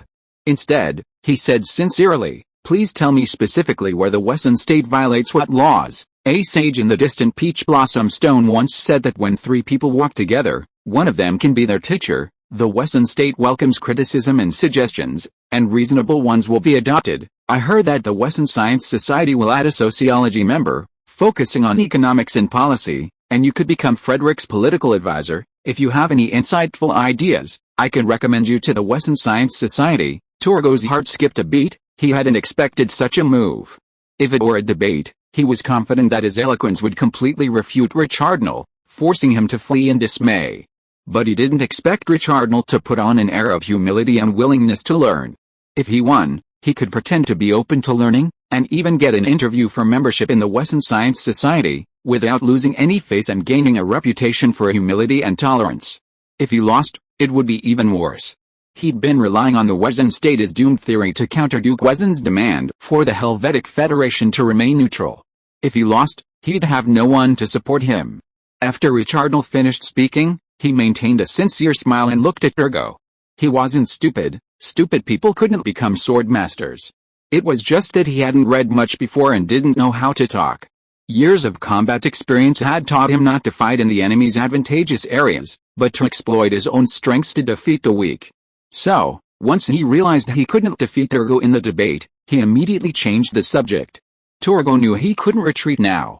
He spoke seriously. Agriculture is the only productive activity. The crops that grow in the land according to the natural order are a gift from nature. Only agriculture can create new wealth. After deducting rent and the farmer's living expenses, the value of agricultural products leaves no surplus. Crafts merely process the raw materials provided by agriculture, merely changing the form of material existence. Commerce merely transports the raw materials and processed materials to another location. Crafts and commerce don't create new value. Their value is simply transferred from rent by the landlord. Currently, the canton of Wesson is investing a large amount of money in unproductive crafts and commerce, consuming a large amount of rent. Treasury reserves are minimal, so we have been forced to issue bonds several times this year. If this situation continues, the canton of Wesson will continue to deteriorate. In the short term, it can rely on seizing property from the Duchy of Franconia and the Legends League to maintain expenditures and bond credit. Once this money is exhausted, it will be unable to continue and will ultimately be bankrupt. Count Stephanie and several of his allies nodded in agreement. Count Stephanie himself had fertile farmland in the river valley and a transport fleet. In his domain, farmers paid him rent after harvesting their crops. The cost of transporting the grain or grinding it into flour came from this rent. When others bought his goods, they paid for them with their own rent. Consequently, Centuries of agricultural-based life shaped the traditional mindset of Count Stephanie and others, who readily agreed with Torgo's views, believing that agricultural production and rent from the land were the source of all wealth. They viewed railroads as a waste of money and completely useless. They saw the benefits of transporting goods even before the railways. If they thought it was too expensive, they could just negotiate the price. If the merchants refused, they could just cut their losses. Richardnell had been reading newspapers and watching the news regularly in recent years, and had also attended debates at the University of Wessenberg. Influenced by Frederick's philosophy of less talk, more substance, he began to imitate Torgo's approach. Instead of directly refuting Torgo's views, he instead listed a set of statistics. Since Frederick's personal rule, Richardnell, with his excellent memory, had memorized key figures from the report on the results of the first 5-year plan for the state of Wessenberg, 1028-32, released the previous year. He also played a trick. For example, the report calculated the production of iron and steel, ready-made clothing, and cloth separately, but here they were combined. The average wheat yield was 1,500 kilograms per hectare, but here only the 2,100 kilograms of the new, carefully cultivated variety from the experimental fields were reported. Elizabethan potatoes and pumpkins were also reported from the experimental fields, with yields of 7,000 kilograms and 5,000 kilograms, respectively. This report was published in the Wesson Canton as a supplement to the Wesson Daily, a rare sight outside the region. Most of the audience were hearing about it for the first time, and many were shocked. For example, wheat yields in the river valleys of the Helvetic Confederation averaged around 1,000 kilograms per hectare, reaching 1,200 kilograms in a good year. Many mountainous areas only yielded a few hundred kilograms.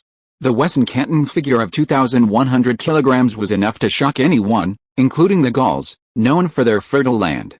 Richardnell continued, Wesson's fiscal revenue is currently growing at a rate of at least 5% per year, and the revenue-to-expenditure ratio is very healthy. This year's large-scale bond issuance is the result of the combined effects of the Battle of Constantinople, the Battle of the Merchant Land, and the sudden fire in Amstel, which required insurance compensation. It's not a reference. He played another trick here. He only claimed that Wesson's fiscal revenue growth was at least 5%, but in fact it was even more exaggerated than the recent increase in tulip prices. 10 years ago, Wesson's revenue was only 500 florins per year, but now Frederick spends more than that on painters every year. Richardnell finally asked, Baron Turgot, how does your theory explain what is actually happening in Wesson? Turgot opened his mouth, speechless. Previous debates were always about theory, logic, and even grammar. He had never encountered such a situation where he was immediately bombarded with numbers and was unsure how to respond. Richardnell picked up his glass and drank slowly, not rushing him to answer quickly, appearing very calm. Human behavior is easily influenced by one's profession. Richardnell's profession, in short, was to chop people down, believing in a single blow over two. So, he didn't engage in a rambling conversation with Turgot about jargon-filled topics he wasn't familiar with, but went straight to data analysis question. These days, few people connect data to government affairs, they just offer simple examples. But Turgot racked his brains, unable to think of anything similar, or even close, to use as an example in Wesson, a slight bead of sweat on his forehead. If he couldn't explain the Wesson phenomenon with his own theory, he'd already lost. Richardnell appeared confident and composed, but since this wasn't his area of expertise, he felt a little nervous. So, after finishing his drink and noticing Turgot hadn't responded for a while, he ended the conversation. If Baron Turgot has any questions about theoretical research, you can visit Wesson, and I'll be your guide. Richardnell framed the matter as an academic discussion, giving Turgot some face. The most delighted were Count Sforza and his group. They considered themselves Frederick's ally, having initially assumed they'd been abandoned when Frederick didn't show up. But when they saw Richardnell instantly silence Baron Turgot, they suddenly realized he was a man of both civil and military talents. That's why Duke Wesson trusted Richardnell with the task. Strike while the iron is hot. Before Turgot could say anything, Count Sforza stepped forward and said to Richardnell, "You're the guide. I'm afraid you're taking Baron Turgot fishing." His comrades joined in the banter, one after another, leaving Turgot no room to speak.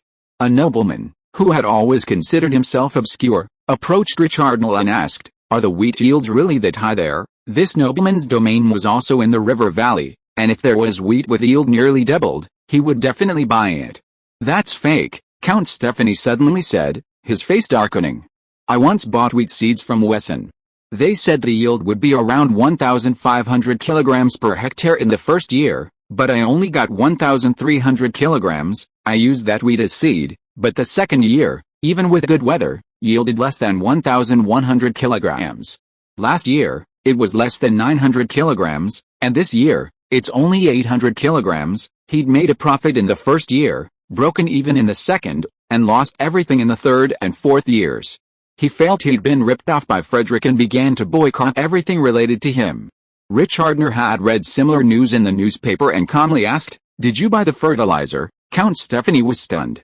Richardner sneered and continued, "In Canton Wesson, even elementary school students know that for high wheat yields, extra fertilizer is needed, and blood meal is used to move the seeds. You can look at the seed packaging. It clearly states that the seeds will degenerate and the yield will decrease year by year. It's also mentioned in the wheat growing books you can find in bookstores. Don't you know this common sense?" Count Stephanie's mouth twitched. He truly didn't know these things. The nobles only needed to delegate tasks to their subordinates. It could be said that he had been betrayed by his subordinates. Princess Penelope, the host of the banquet, stepped in to smooth things over. She offered a few polite words, inviting everyone to disperse and continue eating and drinking. Chapter 418 Garlic is a treasure. As the night wore on, the banquet ended, and the departing families, some happy and some sad, left. Richardner's carriage was the last to leave, with one more guest than when it arrived. "Does your father still only eat fish?" Richardner asked calmly. Princess Penelope replied, "Father is still fasting." Richardner sighed, "I didn't expect he'd last this long. That year, he and I were about your age now, young and hot-headed. We got into a fight on the bridge with Suarez and your uncles, and nearly destroyed it. A nun from the church was passing by and punched us all, throwing us into the water one by one. She then captured us and lectured us the next day. Suarez has been fasting ever since. Thanks to that nun, we were able to shed our arrogance. Otherwise, we wouldn't have achieved what we have today." Seeing him reminiscing, Penelope immediately said, "Father is in a dangerous situation now. I beg for your help, uncle." Richardner frowned and asked, "With Suarez's troops, he could have just crushed them. Why are they so restrained?" Penelope shook her head bitterly and said, "The king has controlled the food supply to restrict father." Richardner understood that the king of Tarraco feared a rebellion from Archduke Suarez, so he used the grain as a yoke to control him. Both sides compromised for domestic stability, likely with some back-channel agreement. He said, "Talk to Frederick." Penelope nodded, clutching her skirt tightly with both hands, and finally sighed softly. When Richardner arrived at Frederick's residence, the air was filled with a stench of alcohol, even stronger than at the banquet. The living room seemed to have become a kitchen. Someone was peeling garlic, and the trash can was filled with purple-red garlic skins. Someone was putting freshly peeled cloves into a mortar and submerging them in ice-cold alcohol. They were then quickly mashing the cloves into paste. The alcohol and garlic paste were then poured into a bottle, collected, and sealed with alcohol at a ratio of 1 part garlic paste to 4 parts alcohol. Richardner introduced Penelope and recounted everything that had happened at the banquet. Frederick dismissed the servants from the living room and listened as he crushed the last of the garlic cloves and bottled them. Afterward, he said, "So they're their people. Their theories have merit, but they haven't kept pace with our development. Master, could you please buy me a copy of my book, The Nature and Study of Wealth, tomorrow? I'll sign it and give it to Baron Turgot. Also, tell him I invite him to visit Wesson." Richardner smiled and said, "Other people have the master talking and the apprentice running around, but in your case, it's the master running around." He accepted the task and left, leaving Penelope there.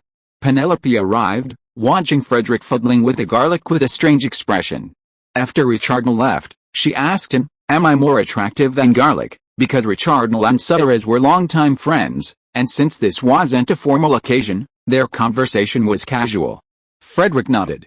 Penelope pouted and said depressedly, "I thought you would come to the party, so I dressed up like you liked.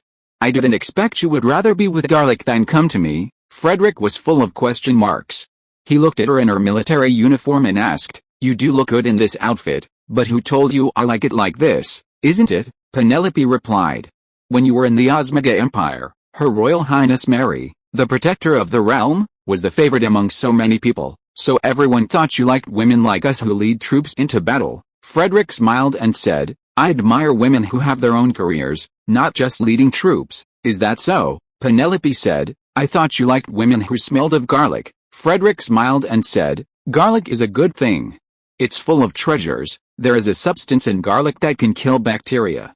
Some people use it to treat intestinal diseases and injuries. After research, we found that it can even treat some so-called infidelity curses and can be used to kill small insects on crops. It's just that the garlic we grow there has a low content of this substance. This garlic has a strong flavor, so it's probably much higher. He then placed the last bit of crushed garlic into a bottle, sealed it, and shook it every half a day. After soaking for about 2 days, he removed the alcohol solution, filtered out the residue, and evaporated the alcohol to obtain the active ingredient, garlic oil. After hearing this, Penelope didn't care whether this guy loved garlic over beauty and asked nervously, can this garlic really cure the unclean curse? The so-called unclean curse is a general term for gynecological diseases. Previously, people didn't understand the causes of these diseases, and since some could be transmitted through piston movement, the Church of Light believed there was a curse from the God of Light on impure women. In fact, given current sanitary conditions, even an unmarried young girl could be infected, not to mention women engaged in manual labor, who are at even greater risk due to malnutrition and reduced immunity. For thousands of years, countless women have suffered unjust persecution and even their lives. In recent years, Frederick has used microscopes in bacterial culture to demonstrate, through comparative experiments, that many diseases, including this so-called curse, are caused by various bacteria. However, this view hasn't spread widely. Seeing her like this, Frederick understood that she had patience, so he didn't question her privacy. He sat back on the sofa and replied, medical school has conducted rabbit studies, and it's indeed effective, but the amount of garlic oil required is much greater than for treating intestinal diseases. Based on body weight, a person needs to take 40 milligrams of garlic oil 3 times a day, for a course of 2 weeks, with a cure rate of 90%. In our area, it takes only 100 grams of garlic to produce about 0.5 milligrams of garlic oil, which is equivalent to eating 24 kilograms of garlic per day. Frederick had been searching for antibiotics, but due to the strains and processing, the mycotoxins he could find killed people as quickly as they killed bacteria, so he had to look elsewhere. Some people used garlic paste to treat wound infections and stomach aches, so he began to study it and discovered that garlic oil is currently the most cost-effective anti-inflammatory drug. Frederick thought for a moment and said, I remember there are some finished garlic oil capsules at the medical school.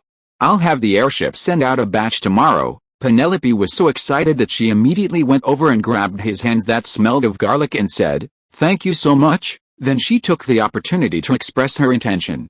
It would be great if you could export a large amount of food and weapons to us. Frederick had previously heard from Richardner that the real target of the Kingdom of Gaul's southward march might be the Kingdom of Tarago, so he replied, weapons are easy to say.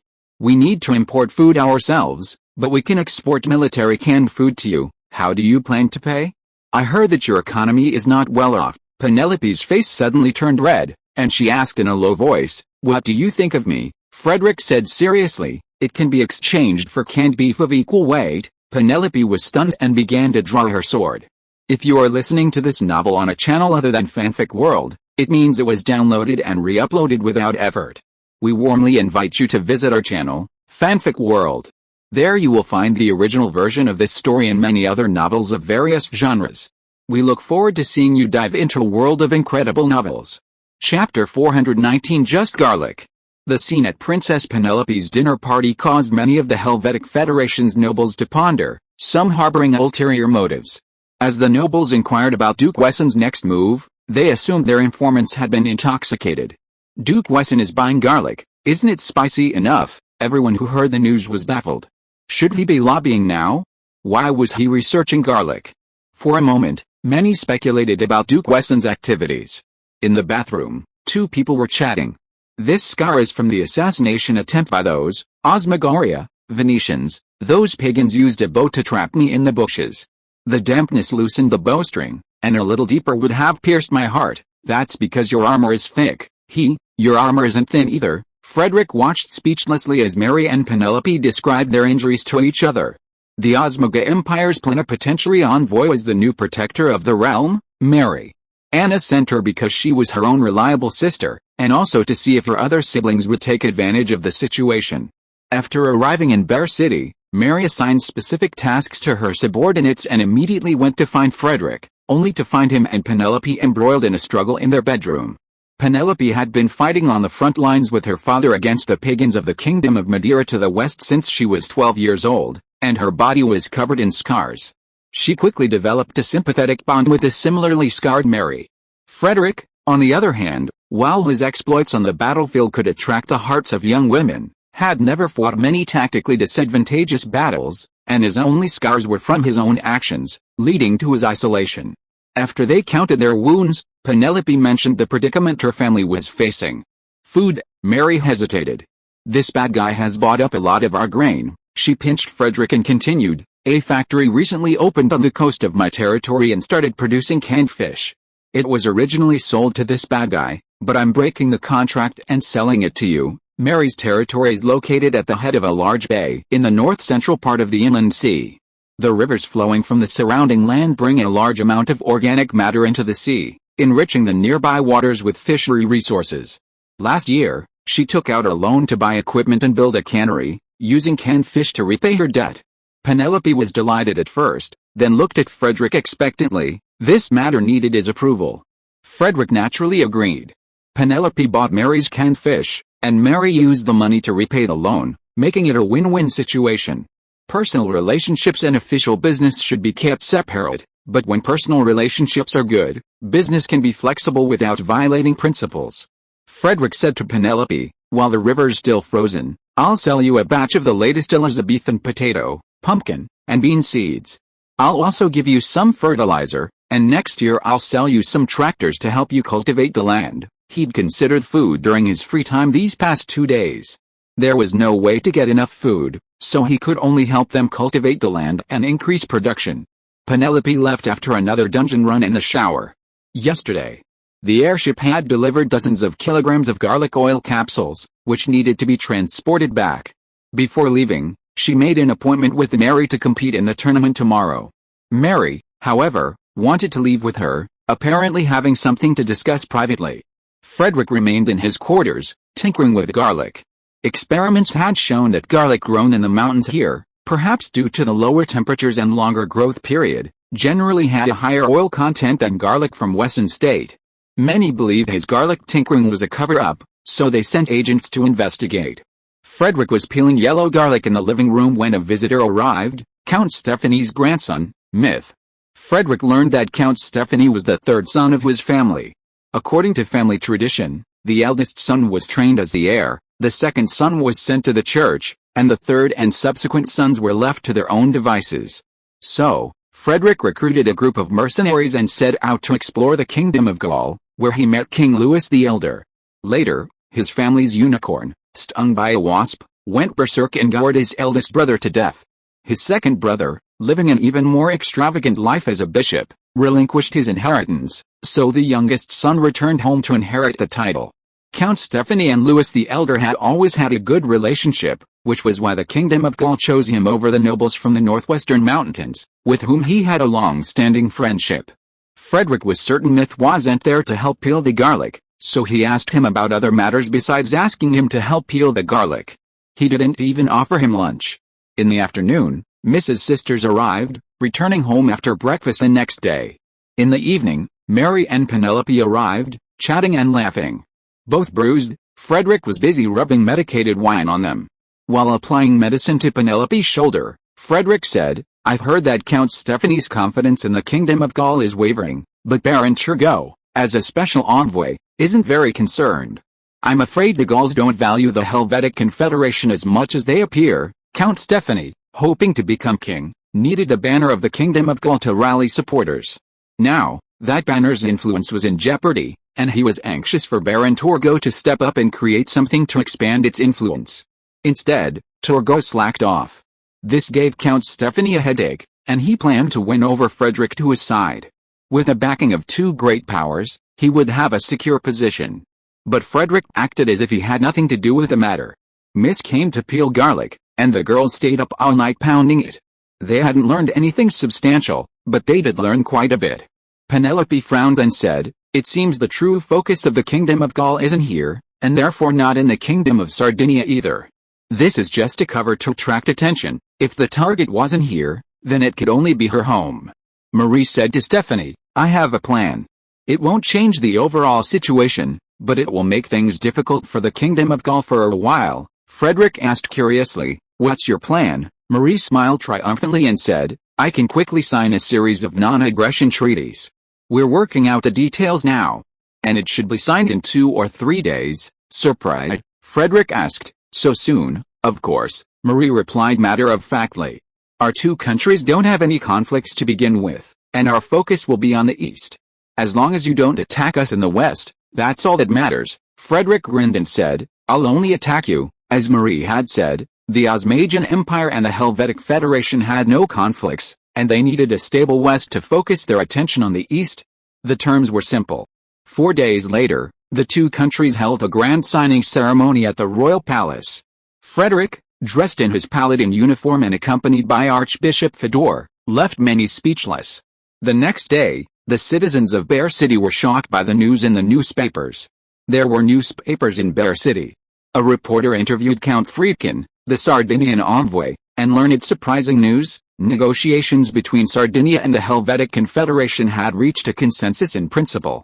Thanks to the mediation of the Wessenland envoy, the Helvetic Confederation pledged not to provide any assistance to any actions against Sardinia, and Sardinia was willing to return the Monte Bray region. This news had originally been circulated only among the upper nobility. Count Sforza, who was in charge of the negotiations, was planning to make a big announcement before the upcoming election, but Friedkin unexpectedly broke the news. The news was sensational, portraying the recovery of lost territory as a major achievement, and the enthusiasm of the city residents was immediately ignited. Count Sforza, who presided over the negotiations, received enough cheese from the citizens to feed him for a whole year. People believed that Frederick was behind the mediation, and the garlic he received would last him several years. Now, the Gallic envoys were distressed, as the news mentioned that Layman was still occupied by the Kingdom of Gaul. The Gallic envoys' quarters were pelted with rocks, and Baron Turgo's carriage was even pelted with several balls of horse manure. Over the following days, newspapers repeatedly mentioned the events of Layman, further inflaming the citizens. On the first day of November, someone made incendiary bombs from ceramic bottles filled with alcohol, ignited them, and threw them from a rooftop, setting fire to Baron Turgo's carriage in the city center. Baron Leffer was inside the carriage at the time. As he jumped out, a group of masked men armed with shields and clubs rushed out, shouting, "Give me back Layman," and beating him to pulp. Although Baron Leffer's presumptuous challenge to a cardinal had become a laughingstock, he was also a veteran of battle, and ordinary people could not defeat him. Baron Turgo, realizing the gravity of the situation, broke out in a cold sweat and evacuated Bear City overnight, returning home with a stern warning before leaving. Over the course of a few days, the situation among the high-ranking nobles of the Helvetic Federation underwent a fundamental shift. As for the mastermind behind this, Frederick published a newspaper report about a large purchase of purple garlic. He then went with Mary, Penelope, and the 2 daughters of the Rano family to a hot spring in the mountains dozens of kilometers from Bear City, intending to return after the king's election. Chapter 420 Excessive Demands. While Frederick enjoyed the hot springs, several important court officials waited impatiently in the meeting room of the Rhine Confederation's royal palace in Cologne. The Grand Duke of Mainz currently held the position of Minister of Agriculture. A powerful feudal lord like him might normally rule his own land, but even a single cough could send the nation trembling. No one dared ignore his voice. His court position was merely a formality, granting him the right to attend various events. Today was the regular court meeting, held every 10 days, to handle daily state affairs. Also present were Count Ranka, Minister of the Interior, Count Pisto, Minister of War, and Count Chaspial, Chief of the Heraldry. The Grand Duke of Mainz took out his enameled ceramic pocket watch to check the time. The meeting was supposed to be at 3 o'clock, but it was now 4. He turned to Count Chaspial and asked gravely, "Is Rudolph always like this now?" Count Chaspial said nothing, only a wry smile in response. Count Pisto shook his head and said, "Now His Royal Highness the Crown Prince is determined to emulate the Duke of Wesson in every way, but he's only succeeded in emulating the number of his mistresses." Count Ranka glanced at the Archduke of Mainz's beautiful pocket watch, wondering if Frederick had come up with something new. He sighed and said, "Let's keep to the old ways. We'll discuss anything first, and then have His Royal Highness sign it directly when he arrives." Lately, there haven't been any major events in the Rhine. The main issue is that winter is approaching, and a poor relief fund is being allocated to the city's poor to buy firewood for the winter. In previous years, cash was distributed, but recently Rudolf suggested that since firewood prices were rising in winter, it would be better to distribute it directly. The gentlemen in the meeting room, who weren't worried about winter heating, thought it made sense and approved it. Then there was Count Shaspel, who reported that several nobles had requested a reduction in their military service exemptions because their estates had experienced poor harvests this year. Such matters happen all the time, and according to procedure, they sent someone to verify the situation on the ground, and then act accordingly. By 5 o'clock, after the trivial matters had been discussed, Archduke Mainz announced, "The Helvetic Confederation has already signed neutrality treaties with the Osmana Empire and the Kingdom of Sardinia. You are all familiar with the terms of these treaties. I believe we should be the third country to sign them." Archduke Mainz had been pushing this matter since arriving in Cologne, having previously discussed it privately with everyone present. In recent years, thanks to Frederick's leadership, the Rhine Confederation appears to be on the rise. The capture of Linden City by the coalition of nobles this year has reaped the rewards for many, further boosting the confidence of the nobles. The Rhine Confederation will expand eastward across the Elbe River, and first needs to stabilize the western territories. A treaty with the Helvetic Confederation would eliminate a security risk, which would be a great advantage. Politically, no matter how Frederick tried to avoid the spotlight, he was the initiator of this multinational treaty, and no one could underestimate his ability and influence in international politics. Frederick was a member of the Rhine Confederation, and his prominence meant the Rhine Confederation was powerful. Everyone agreed with his signing, but Count Ranka said listlessly, "I have no objection. Let's wait for His Royal Highness the Crown Prince's final approval." The Grand Duke of Mainz sighed and said, "Last time, the prospects were uncertain. Now Wesson has set the tone. All we need is a letter of authorization." He turned to the clerk at the table in the back row and said, "First, please prepare a letter of authorization for the diplomatic envoy. When His Royal Highness the Crown Prince arrives, we can sign it directly." The clerk was just a handy man, doing whatever the boss asked. He asked the trainee clerk to bring a blank letter of authorization, and then he wrote one in a strict printed form, leaving the name blank, and handed it to the Grand Duke of Mainz. The Grand Duke of Mainz reviewed it, approved it, and placed it among the documents for Rudolph's arrival. At 5:10, the office door was anxiously pushed open, and Rudolph hurried in, saying nonchalantly, "Sorry, I'm a little late." The Grand Duke of Mainz frowned slightly, and the scent of several perfumes wafted through his face as Rudolph passed. Count Ranka had the clerk hand Rudolph the documents they had just discussed. The Grand Duke of Mainz prepared himself to argue if Rudolph objected to the signing and appointment.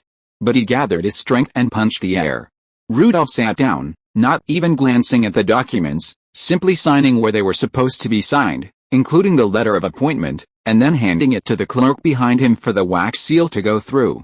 The Grand Duke of Mainz was confused as to what was happening, but he suddenly noticed that the other ministers around him had suddenly become serious. Even the previously listless Count Ranka was on high alert. Count Shaspel wrote a small note to the Grand Duke of Mainz, saying, "Be careful, he always makes some rather excessive demands after this." The Grand Duke of Mainz was bewildered, wondering what a rather excessive request meant, and the next moment he nearly jumped up. Rudolph declared to his ministers, "I will grant Antonia the city of Lindenberg." A sudden silence fell in the meeting room, and even Count Ranka and the others, who had been prepared, were stunned. How could it be possible? Count Pisto, the Minister of War, leaped from his chair, his legs knocking it over and crashing heavily onto the feet of the secretary behind him. Rudolph declared firmly, "Nothing is impossible. Antonia is my beloved consort, and she has no lands here. I promised her a palace, but due to financial reasons, I have been unable to start construction. So I decided to offer Lindenberg as compensation." The ministers present all looked disheartened. Everyone contributed financially and physically to the capture of Linden City. For example, Count Ranka devised a strategy of attacking the Duchy of Franconia as a pretext for a southward advance, using moldy grain as a pretext for the siege. Count Schasberg's son bribed the local nobles in Linden City to replace normal grain with moldy grain. Count Pisto lost several pounds trying to secure supplies and transport them. Even Frederick used Linden City's steamed bun bureau to transmit intelligence via radio. Now that Linden City was a free city, everyone had shared in the spoils and planned to use it as a base for expansion east of the Elbe. And yet, His Royal Highness the Crown Prince wanted to grant it to the Crown Princess. This operation had cost a lot, and many were hoping to recoup their investment with land and money. Wouldn't it be a complete loss if it became the Crown Princess's fief? Count Ranka said sternly, Your Highness, this matter is of grave importance and requires discussion at court. Rudolph shook his head and said, I've already promised Antonia this, but I've already broken my promise regarding the palace. What will she think if I deceive her again? Count Pisto said expressionlessly, Your Highness, have you considered what the nobles involved in this war will think? Rudolph's face darkened. He slammed the table and declared, I commanded this battle, so of course I have the right to decide the fate of Lime Tree. The nobles present were speechless. Rudolph had signed the agreement with his eyes closed throughout the battle. Later, he was getting married. However, after his earlier defeat against the Kingdom of Gaul in the Low Countries and subsequent crushing defeat at the hands of Frederick, he sought to show off his achievements. Everyone accepted his agreement for the sake of the country. Now, this situation had arisen. The Grand Duke of Mainz took a sip of tea from his thermos, unscrewed the lid, and sipped it. Then, he slammed the cup down on the table and said angrily, Your Highness, please take some time to review the Treaty of the Confederation of the Rhine. The Confederation of the Rhine was a loose alliance formed by the remaining nobles after the fall of the Second Purian Empire, united only in external affairs. The founding treaty stipulated that nobles could come and go freely. It was only because the previous generations of kings were capable and strengthened the royal authority that this clause in the treaty was forgotten. However, the Grand Duke of Mainz had been pursuing independence with the Grand Duke of Bavaria for decades, and 10 years ago, he had even planned to support Frederick as king to maintain appearances. Naturally, he would not forget this clause. His words were serious, and could be seen as a threat. More importantly, he had the motive and the ability to do so. If things finally fell apart, and their upper-level partners all organized to declare independence, the Confederation of the Rhine would be completely helpless. Besides, only someone with a unicorn's head would challenge the Wesson army. Not to mention, many second-born sons and daughters without inheritance rights are currently developing themselves in Wesson, and there's been talk recently that Wesson will open up to investment, welcoming everyone to join in the fun. So, after the Archduke Mainz lost his temper, all the ministers began examining the ceiling lights or their own pens, which only made Rudolph's face darken further. Count Schasberger, who often mediates relations between the royal family and the nobility, saw the potential for serious problems if things continued, so he said to Rudolph, Your Highness, why don't we all contribute to build a beautiful palace for the Crown Princess? The Duke of Westberger's construction workers are building quickly and well, and we guarantee that Her Highness Antonia will be satisfied. Everyone nodded in agreement. Linden City was a goose that continued to lay eggs. They couldn't afford to lose it. With increased grain production in recent years, everyone had more money to spend. So pooling their resources to build a palace was acceptable. Everyone felt that with a stern warning from the Archduke Mainz and a way out from Count Schasberger, the Crown Prince could step down. However, Rudolph shook his head. I promised Antonia a palace, not a temporary residence. Everyone was embarrassed. A temporary residence was simple, while a palace was complex. The cost of a palace was at least 3 or 4 years' worth of the royal family's income, and they simply couldn't afford that kind of money. The atmosphere in the conference room suddenly fell silent. Just then, a knight from the royal order hurried in with unexpected news. His Majesty the King has awakened. Chapter 421 Going through the process. King William of the Rhine Confederation had been paralyzed and speechless for many years, and had recently been in a coma for a long time. Now that he had woken up, everyone knew that His Majesty was finally awake. William's bedroom was large and now full of people. His son Rudolph and daughter-in-law Antonia knelt beside the bed. Rudolph held his right hand tightly, his face wet with tears. Antonia had changed into a simple white robe before coming, and her long hair was tied behind her head with a hemp rope. She knelt beside Rudolph, holding a handkerchief in her hand and wiping her tears. She cried so hard that people worried that she would become dehydrated. Cardinal Victor sat quietly on the edge of the bed to William's left, holding William's left hand with one hand, and turning the rosary with the other, reciting scriptures in a very low voice. The Grand Duke of Mainz stood beside Victor, looking at William quietly. Thinking that he was older than him, he felt complicated for a moment. All the nobles in Cologne had arrived. Count Ranke and Count Chaspel stood at the foot of the bed, flanked by a clerk. All the earldoms stood behind them. The bedroom door was open, and the lower ranks filled the corridor. Sobs broke out from the crowd. William had been so many benefactors during his years on the throne, and now that he was leaving, many would be heartbroken. Everyone was awaiting a crucial event, the king's formal selection of the heir to the throne. Normally, such an event would require a public announcement, perhaps with a will like Ferdinand's. William had only one child, Rudolf, so the succession was theoretically undisputed. Everyone had forgotten about this until William fell unconscious and the coronation ceremony for the new king began. Only then did they remember this unfinished procedure. Now, having awoke, William lay with his eyes open, motionless, unblinking, only his eyeballs occasionally moving. Then, shouts echoed outside the window, and in the heavily guarded gardens, the sound of guards and the roar and flapping of dragon wings echoed. The Grand Duke of Mainz turned and walked to the window, drew aside the curtains, opened the window, and saw a fire dragon preparing to land in the night sky. He shouted, "Palats, come here quickly." 2 seconds later, a 60-year-old man wearing a leather flight jacket jumped in from the window. The nobles in the room saw that it was the Grand Duke of Palatinate who had arrived. Count Rank and others were overjoyed and saluted. Rudolf also looked up and called out "Uncle." The Duchy of Palatinate was to the north of the Duchy of Mainz. After Frederick swallowed up the Duchy of Franconia, it connected to it in the northwest. The Duchy of Palatinate was originally very powerful, but it threatened the royal power. Over the past 100 years, it was dismembered and became smaller than the Wessenland state 2 years ago. In the end, it relied on the current Grand Duke of Palatinate to become the god of law and his sister's marriage to the royal family to maintain its status. The Grand Duke of Palatinate was powerful, but he had no children for so many years and no desire to fight for power. He stayed in his territory. When the Queen was still alive, he only came to the capital during the holidays and rarely cared about worldly affairs. This time, thanks to the telegram, he rode a fire dragon as soon as he received the news. Now, all the nobles of the Rhine Confederation, including dukes and grand dukes, were present, except for the Grand Duke of Bane in the Osmoga Empire and Frederick in the Helvetic Federation. The Grand Duke of Palatinate walked to the bedside and called William twice softly, but William showed no reaction except for the slight movement of his eyes. The Grand Duke of Mainz whispered in his ear about William's recent situation and that there was a process that had not been completed, and his brows furrowed. The Grand Duke Palatinate stroked his beard and whispered, "Given my brother-in-law's current situation, and his only heir, Rudolf, even if some things aren't explicitly stated, everyone knows his wishes, so there's no need for excessive formalities." Everyone thought so. However, if Rudolf had said such a thing, it would have been seen as a disregard for his father's life and death, eager to ascend the throne. If the ministers had said it, they wouldn't have the right to change the rules. Only he, a relative of the royal family, could speak out from a family perspective.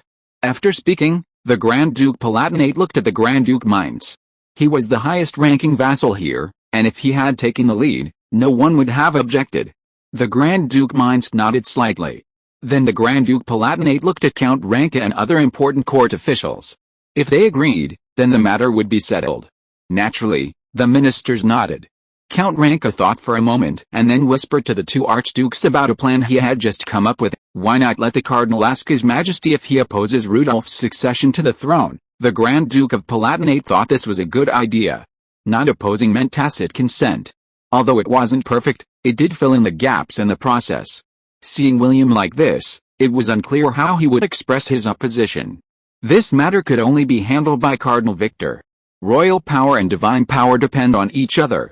With the Church's endorsement, it would be difficult to investigate if there were any flaws in the process. Victor nodded, put on a complete show, and asked someone to bring a copy of the Holy Bible. He placed William's left hand on it and pressed his own hand on William's hand.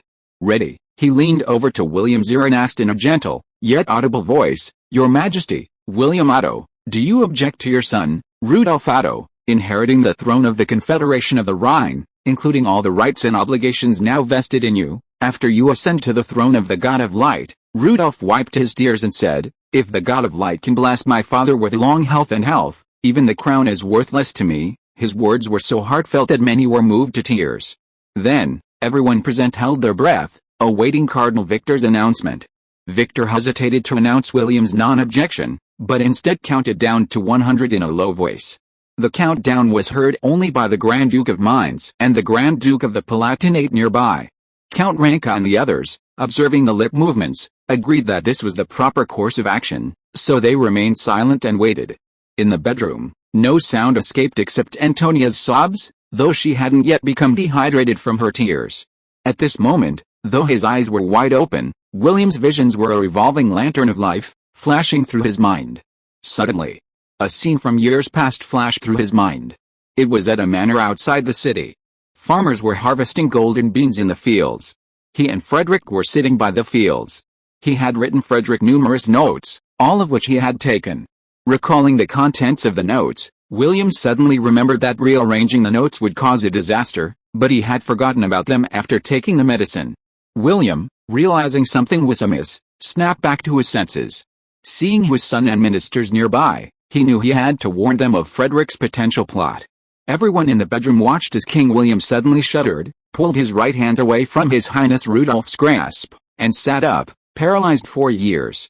A gurgling sound erupted from his throat, which hadn't spoken in years. Everyone was delighted, wondering if the king's illness had finally healed. Could it be that the crown prince's willingness to give up the throne in exchange for his father's health had moved the God of Light, prompting him to perform a miracle? Victor was stunned, and after counting down to 2, he stopped. His Majesty William pointed south, toward the bedroom door, and, with his last breath, shouted, "Wesson, Wesson, Frederick von Wesson." Chapter 422 Hot Spring Conspiracy. Achoo, achoo, achoo. Frederick suddenly sneezed 3 times without warning. Mary, beside him, asked with concern, "Did you catch a cold?" Penelope, in Frederick's arms, also asked, "When did the wind catch you?" Colds these days are not to be taken lightly. A single misstep can lead to serious consequences. Frederick shook his head and said, "It's okay, let's continue." Everyone assumed Frederick was currently enjoying the mountain hot springs, reveling in the beauty he had brought with him and the women who had subsequently flocked there. However, they were partially mistaken. The servants and attendants at the hot springs had been replaced with those brought by Mary, and nothing that happened there would be revealed to prevent anyone from discovering the situation. Tonight, Frederick, Mary, and Penelope entered the room together. They all lay in bed, but instead of engaging in physical combat, they spread out a map. Under the pretext of friendship and security between the two countries, Frederick had sent an airship to bring the Gallic envoys back home. Along the way, they had discovered the current location of King Louis of Gaul and the distribution of the surrounding military camps. The 3 continued to discuss military intelligence. Mary pointed to the fortress of Toulouse on the Gallic side of the border between the Kingdom of Gaul and the Kingdom of Tarragona and said to Penelope, "Their main supplies are concentrated here, and their king is here too, which means they're focused solely on you." Penelope gestured toward the border and said, "If they want to come here, they'll have to cross the Snowball Mountains, which are hundreds of kilometers wide. The road there is difficult, and transportation will be a hassle." Frederick rested his chin on her shoulder and sighed. To make matters worse, the Gauls have ordered a large number of steel 4-wheeled transport wagons from us, and because we paid extra, the order is ahead of us. He hadn't declared war on the Kingdom of Gaul yet, so there was no reason to cut off their orders.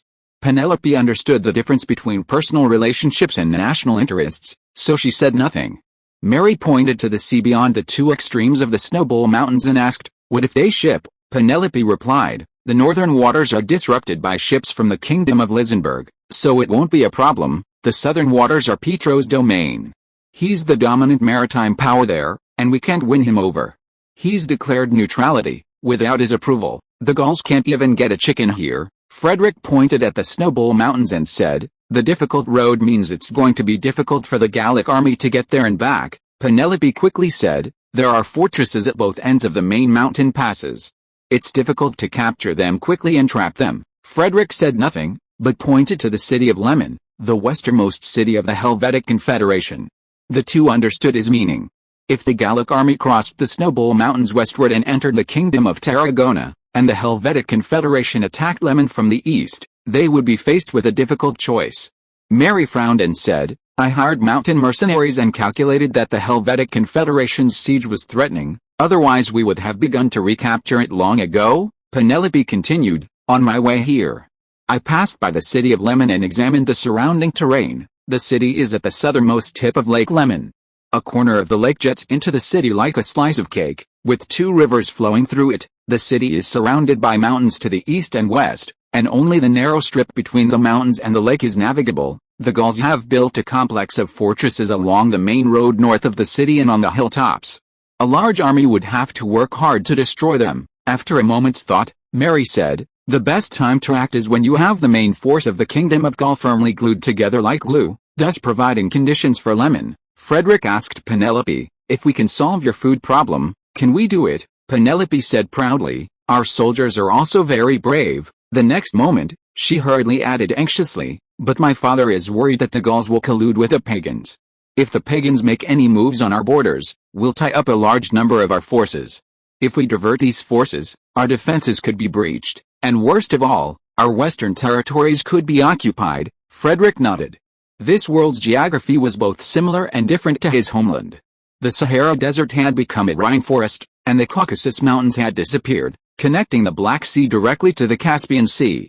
But what was the strange thing about the Kingdom of Lisenberg to the northwest of the Iberian Peninsula, and the Kingdom of Madeira on a large spit of land jutting out to the west?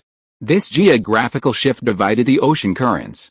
Some of the warm currents flowing north from the equator entered the Mediterranean and swirled around western Africa. The abundant moisture transformed the Sahara Desert into rainforest. Meanwhile, some of the cold currents from the north could not reach the south, reducing the warm currents from the north, resulting in even colder weather in the north. Furthermore, the confluence of western ocean currents created harsh sea conditions, greatly increasing the difficulty of reaching the New World. Geography dictates geoeconomics and politics. The westward protrusion of the continent increased the cost of shipping north and south. A canal connecting the Rhine and Danube rivers reduced this cost, enriching Frederick while adding significant problems elsewhere. After mentally grumbling about the geography, Frederick tightened his grip on Penelope and asked, what if I send troops to reinforce the defenses? Really? Penelope suddenly became excited. Can you really send troops there? The Wesson army was renowned, and the Kingdom of Madeira would undoubtedly be hesitant to act rashly if they reached the front lines. Simply testing the waters would take considerable time, enough time for them to sort out their internal affairs. Frederick nodded and said, we're planning to expand our forces, but with no immediate fighting around us, we need a sharpening stone to hone them. Taking over the entire defense line isn't practical, so we can deploy them in key locations. Mary immediately said, we can also send troops there. Now that my sister has become emperor, some of the old ministers are difficult to manage, and some political enemies are also difficult to deal with. We don't know the true capabilities of the young men who have joined us. It would be much easier to hone them on the front lines of the pagan war, and then give them some honors and benefits back home. Well, we can also provide some assistance to the Helvetic Federation during the attack on Lemon. A transition of power in a major power like the Osmanli Empire, with its complex internal relations, is a treacherous undertaking. Any misstep in sorting out these internal ties could lead to catastrophe, and external forces are eager to see if they can take a bite out of it. That's why Mary, the protector, is there to keep things in check. Now, Queen Anna not only has to manage internal affairs but also needs to show her power to intimidate her neighbors. Mary keenly perceives that Penelope offers a good leverage point. The pagans were a politically correct spawn point, a point no one could resist. With their vast wealth and power, even a small glimpse of them could shift the tide for Penelope's family, perhaps even helping the Helvetic Federation recapture Lemon. Once this pull was extended, the surrounding nations would surely fear to underestimate this seemingly aging behemoth. This would provide Frederick with a place to train his troops, the Osmagian Empire with a place to handle internal affairs and maintain its prestige, Archduke Suarez with a reliable backer, and the Helvetic Federation with a hope of retaking Lemon. Only the wounded Kingdom of Gaul could achieve this. With a general direction set, the details were carefully considered by his subordinates. For example, Frederick and Anna were to join forces to demand military funds from the Church of Light. We're going to fight the pagans. How could the church just stand by and not pay? For Frederick and Mary, This was simply a matter of self-interest, but for Penelope, it was a lifeline, and she embraced and kissed them both in excitement. What happened next is beyond description. Late in the night, Frederick left this room and went to another, where he took a courtesan sent by Count Sforza to the hot springs. The events there are also omitted. Frederick considered that although Count Sforza and his men had betrayed him once, he supported him because of his good attitude. So, Frederick sent the courtesan to deliver a message to Count Sforza, asking him to determine that the Gallic kingdom's true target was the kingdom of Tarragona, and to contact the Duke of Wesseland and Protector Marie, who had neither explicitly opposed supporting the Helvetic Confederation and retaking Lehman. The specifics of how to proceed were left to him. In any case, such a private, verbal agreement lacked proof, and even if the Gallic kingdom learned of it, it would be easy to renege. Public outcry would swirl, and anyone who took it seriously would be a fool. The Rhine Confederation's assistance to the Kingdom of Luxembourg was not impenetrable, but the Black Forest mercenaries within the Rhine Confederation were well-established mercenaries. Even Eugene, a Gallic officer at the time, considered the presence of mercenaries in Luxembourg unsurprising. Had Frederick not later admitted the incident, the Gallic kingdom would have persisted in this belief. For the next few days, Frederick continued to live a life of luxury in the hot springs until the Grand Duke of Mainz and the Grand Duke of the Palatinate arrived from Cologne on a dragon. His Majesty William is dead. Frederick was shocked. His own enthronement ceremony wasn't scheduled for the next spring equinox, so how could he have died? His Majesty called out my name 3 times before he died. Frederick was completely stunned. Chapter 423 Undercurrent. The death of King William of the Rhine Confederation was a national mourning event, and Frederick naturally left Hot Springs and returned to his residence in Bearstown. If he continued to revel in his nightlife, his reputation would be completely ruined, giving Rudolf a perfect excuse to launch an attack on Wesson. Furthermore, allies like the Grand Duke of Mainz would not assist him. Upon returning to Bearstown, Frederick had Archbishop Fedor preside over a solemn mourning ceremony at the Bearskin Church. The King of the Helvetic Confederation, the entire nobility, and envoys from various countries attended. During the ceremony, Frederick fainted 5 times, and the Grand Duke of the Palatinate reminded him that he was almost done. The next day, Frederick boarded an airship for Cologne, accompanied by envoys from various countries. However, the airship was too small for so many people, so Eugene and a few others stayed behind to work with Richardner, the plenipotentiary envoy of the Rhine Confederation. Richardner now spent his days fishing while waiting for the Helvetic Confederation to elect a new king and sign a treaty with him. Undercurrents are brewing in Cologne. The late king's actions before his death have left everyone perplexed. Frederick had long anticipated William's imminent demise, but he couldn't resist William's deceptive behavior. The rumors circulating today are still true, and many know the details of the king's death. First, Cardinal Victor asked the king if he opposed Rudolf's succession. Then, Rudolf declared that he would not accept the throne if the God of Light restored his father's health.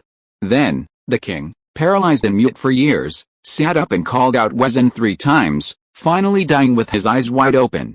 This last point was so devastating that the news was initially suppressed, but it leaked within half a day. Now, people are speculating whether the late king no longer wants Rudolf, but instead wants the Duke of Wesson to succeed him. Then, another rumor surfaced. Before the late king's death, Rudolf was in a meeting, where he announced that he would grant the city of Lindenburg to Crown Princess Antonia. The nobles in Cologne were furious. Those stationed in Lime City were stunned upon hearing the news, believing it was a false report spread by Duke Wesson to discredit the crown prince. Count Delden was particularly concerned. He had originally agreed that the tax collector of Lime City would be his son-in-law, so if it became the crown princess's domain, would he still have a share? Upon returning home, Count Delden summoned his wife to inquire about the situation. What's going on? Wasn't that agreed from the beginning? He knew Frederick well and doubted that he would frame Frederick on such a serious matter. Mrs. Delden sighed and told her husband after compiling the information she had heard from the noble lady's intelligence circle, it's all the crown princess's fault. When the 2 countries formed a marriage alliance, she wanted a new palace, but it never came to fruition, and she often mentioned it. She mentioned it again in front of Rudolf a few days ago, and finally said that if there is no palace, then forget it, then give Lime City to herself as a fiefdom. You know my nephew too, he is easily influenced and will do whatever the lady says, not to mention that in the past 2 years, Antonia has taken the initiative to find mistresses for Rudolf. making him happy and willing to listen to everything she says. The meeting was very tense that day. Mind smashed a hole in the table with a cup and even threatened to withdraw from the Rhine Confederation. Count Shakespeare mediated as usual and asked us all to donate some money to build a palace. Count Delden sighed and said, "It's okay for everyone to donate some money to build a palace. Just think of it as an advance on the eggs that the old hen will lay in the future." Mrs. Delden spread her hands and said helplessly, "His Royal Highness the Crown Prince has not agreed. It's either the palace or Lime Tree City." Count Delden frowned and asked, "Can you persuade him?" Mrs. Delden shook her head and said, "Now is not the time to talk about this, but I also found a chance to mention it to Rudolph, and he just shook his head." Count Delden asked again, "Where's your brother?" Mrs. Delden said with a dark face, "He is not my brother." Count Delden immediately said, "Oh, I was too tired to remember it after rushing back. What about the Grand Duke of Palatinate? Did he talk to Rudolph?" Mrs. Delden shook her head and replied, "He and the Grand Duke of Mainz rode a fire dragon to the Helvetic Federation to find Frederick. I heard that when Duke Heger and his wife entered the palace to mourn, they wanted to talk to Rudolph, but were stopped by the Crown Princess. It is said that they said some unpleasant words." Count Delden sat on the sofa and stopped talking. He thought carefully and asked casually, "What is the reaction from Wesson?" Mrs. Delden replied, "I heard he was on his way back, but his airship broke down and needs repairs for a day or two.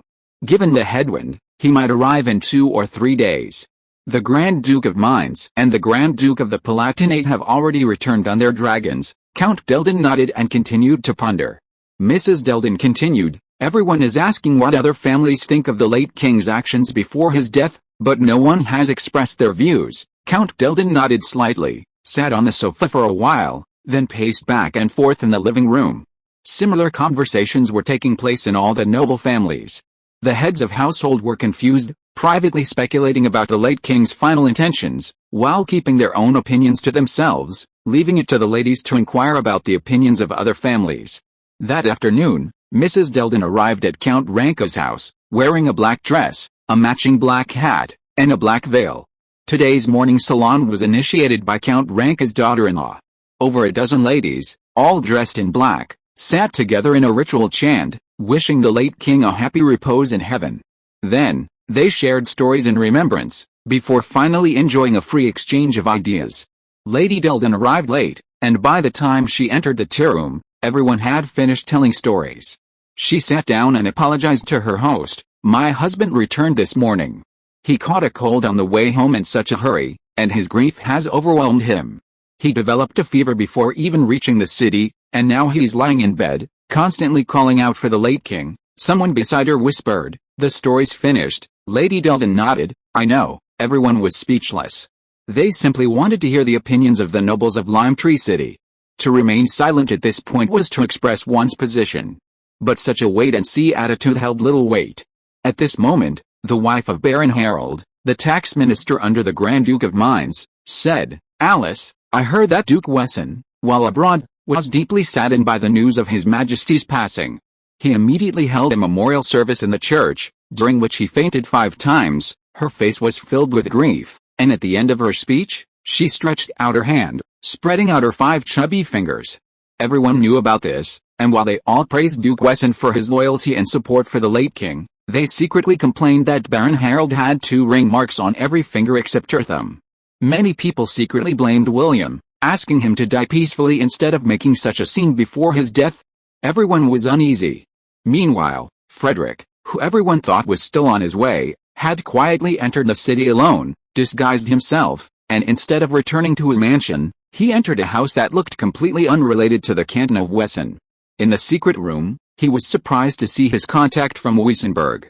He asked, "Why are you here?" Psyche handed him a silk handkerchief from the table in front of them and asked with a smile, "Do you want me to help stuff the fish?" Frederick took the handkerchief and frowned, because it was embroidered with the writing, "King of Wesson." Psyche then pulled back the cloth covering a nearby statue and asked, "How is it?" "I designed it myself." Frederick looked at the Cyclops statue and said helplessly, "Are you here to entertain me?" Psyche sat back at the table, picked up a piece of paper, and asked, "This is the petition for enthronement I drafted. The plagiarism rate is less than 5%. Do you want the German or the Platonic version?" Frederick asked irritably, "Where's the purple robe? Let me see if it fits me." Chapter 424 Let Party A do it on its own. Psyche rarely participated in government affairs, but whenever she did, it was at a crucial juncture, with far-reaching consequences, such as the scope of this autumn's conscription. If you had shown any sign of interest just now, I would have absconded with the money. Psyche was pleased with Frederick's performance. I think you can accomplish something. I've seen many people achieve fame at a young age. Some, thinking they had a huge advantage, charged forward, only turned up dead. Frederick sat down in a chair and poured tea into the empty cups on the table. Let's put these things aside for now. I heard from outside the city that the nobles are waiting and watching, which shows that my strength and prestige are insufficient. If Rudolph doesn't prepare a ceremony for his abdication when I'm strong enough, it would be his ignorance. If Rudolph dies unexpectedly, it would be the ignorance of the nobles of Cologne. If they are all ignorant, and I wake up without a new purple robe when my army arrives in Cologne, it would be my ignorance. For now, I need to continue to grow and cultivate my reputation, and focus on developing my territory. In short, build high walls, store abundant food, and wait to claim the throne. Psyche nodded with satisfaction. Such an easygoing boss was hard to find, and she worried he might fail to grasp the situation and act rashly, leading to his own demise. That's why she made the personal trip. Here, Psyche said, pulling a sheaf of documents from a briefcase at her feet. These are the intelligence gathered by the intelligence department here. I've summarized the reactions from all sides for you. Frederick took the documents and perused them carefully. The nobles on all sides were bewildered by William's actions, including the Grand Dukes of Mainz and Bavaria, who had considered Frederick's ascension to the throne. They were unsure of his ultimate intentions. Crucially, Frederick's performance in recent years had been so impressive, and William's recognition of him as his brother in the Treaty of Wesseland had given rise to suspicions. Anyone else would have assumed he owed the king a large sum of money and hadn't repaid it. Meanwhile, Rudolph had been under considerable pressure recently. After reading the intelligence, Frederick thought for a moment, then pinched his chin and said, "My nephew is under a lot of pressure right now. How much would it cost to build a new palace for the king of the Rhine Confederation?" Psyche glanced at him. These days, historic palaces are built over decades or centuries. Just for the first phase, you'd have to spend over a decade without spending a penny. Not to mention the collection, so as not to discourage you, Frederick exclaimed in surprise. So expensive. His own annual income was over 10,000 florins. While it seemed high, it also covered the castle's upkeep, the salaries of housekeepers like Alfu and Taro, the prizes for the city's top 3 students, and the painter's sponsorship fund. All that came out of that. So, a palace would cost a minimum of 200,000 florins. What do you think? Psyche said. A palace isn't just a tube building where you can just plaster the walls. The ubiquitous carvings require stonemasons, and the furniture can't be shabby. Those are the big expenses, Frederick thought, and it was no surprise that such elaborate decoration would cost more than the main structure. Not to mention the collections inside, which have been accumulated over decades or even centuries, and cannot be bought even with money. Frederick said with a sly smile, "That's why I show my sincerity." Psyche asked him, "What's your plan?" Frederick smiled and asked her, "How long did it take you to shop for clothes in the mall before?" Psyche rolled her eyes at him. Frederick said with a hint of nostalgia, "In my past life, I hated clients who constantly changed their plans, especially those who would start over at the drop of a hat. They were like, 'I'm going to put you under a fiberglass septic tank, you know.' I once worked on a 5-star hotel project. During the final renovations, the client changed 5 plans just for the marble slabs and the standard bathroom sinks. Now that I think about it, having a client like that isn't bad. Didn't Rudolph say this palace was built for Antonia? So, Antonio has the final say on how it's built. The entire palace design, from the exterior, to the overall layout, to the decoration, even down to details like the bathroom faucets, was up to her. These days, aristocrats know nothing about architectural design. Designers draw up a few renderings for them, then bluff them. If they don't seem impressed, they'll allocate funds and start construction. Usually, their subordinates do the work, and they only see the results when they visit the site. Involving them in the design process only makes things more confusing. Who knows when it'll be completed? Psyche grumbled, "If we really do that, I'm sure the plan won't be finalized for 10 or 8 years. Not considering life expectancy, I might even be in the next world before I even start digging the foundation pit." Frederick smiled and spread his hands. Then it's none of my business. I can still afford a design team or two, so let them play with Antonia. The only solution to this problem was procrastination. Keeping Rudolph and Antonia on their side and preventing Lime Tree City from becoming Antonia's fiefdom was paramount. Only if he was familiar with the intricacies of architecture, other nobles wouldn't have figured it out. Psyche asked him again, what about William calling out your name before his death? The root of the current unrest in Cologne was William calling out Frederick's name 3 times before his death. If this matter wasn't resolved, it would remain a hidden danger. Frederick pondered the issue, forming a hypothesis. It might be related to the handwritten notes he had taken from Frederick. He had never spoken of this matter to anyone. The conversation in the secret room had been conducted in Mandarin. Unafraid of overhearing, Frederick explained the matter in detail to Psyche. Psyche hadn't expected Frederick to leave such a trick up his sleeve. That Cyclops statue can't be used anymore. It needs to be replaced with an angel. Frederick smiled and said, it's a good thing William died with his eyes wide open. If he had died peacefully after crying out, I'd be in trouble. Dying with his eyes wide open means he's mad at me. It means I haven't done something right. What could that be? Frederick rubbed his chin, pondering his own shortcomings. He had been so well behaved in recent years, and it seemed like no matter of principle could have angered the king so much. Psyche reminded him, have you forgotten your Rudolph's teacher? He's having such a bad time with the nobles now. Don't you, as a teacher, have any responsibility? Frederick nodded. This approach made sense. Chapter 425 Why not kill him? 1034 arrived earlier than usual.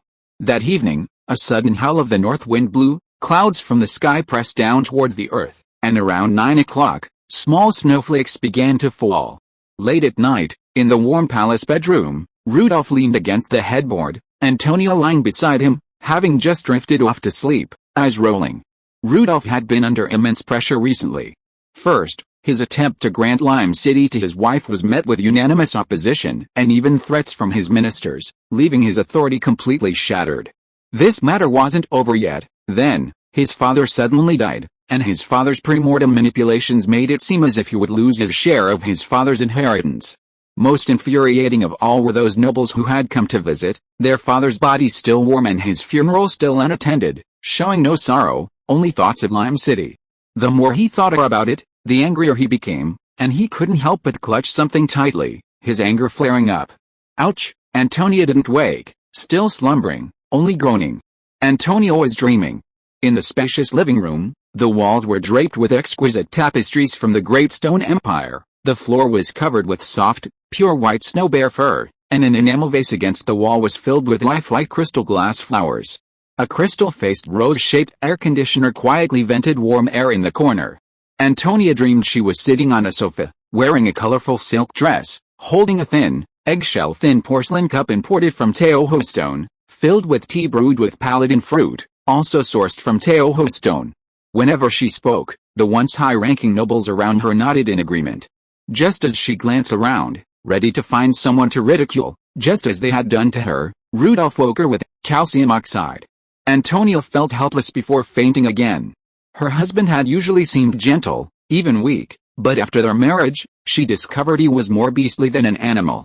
It was said he was using the secret technique of Teoho Stone Beho Manor, given to him privately by Duke Wesson. She couldn't handle it. The other nobles accused him of shamelessness in finding a mistress for the prince. The problem was, they weren't the ones being challenged, so it was easy for them to say it. A night of prodding would tell them. To avoid an untimely death, they had no choice but to find other women to share the burden.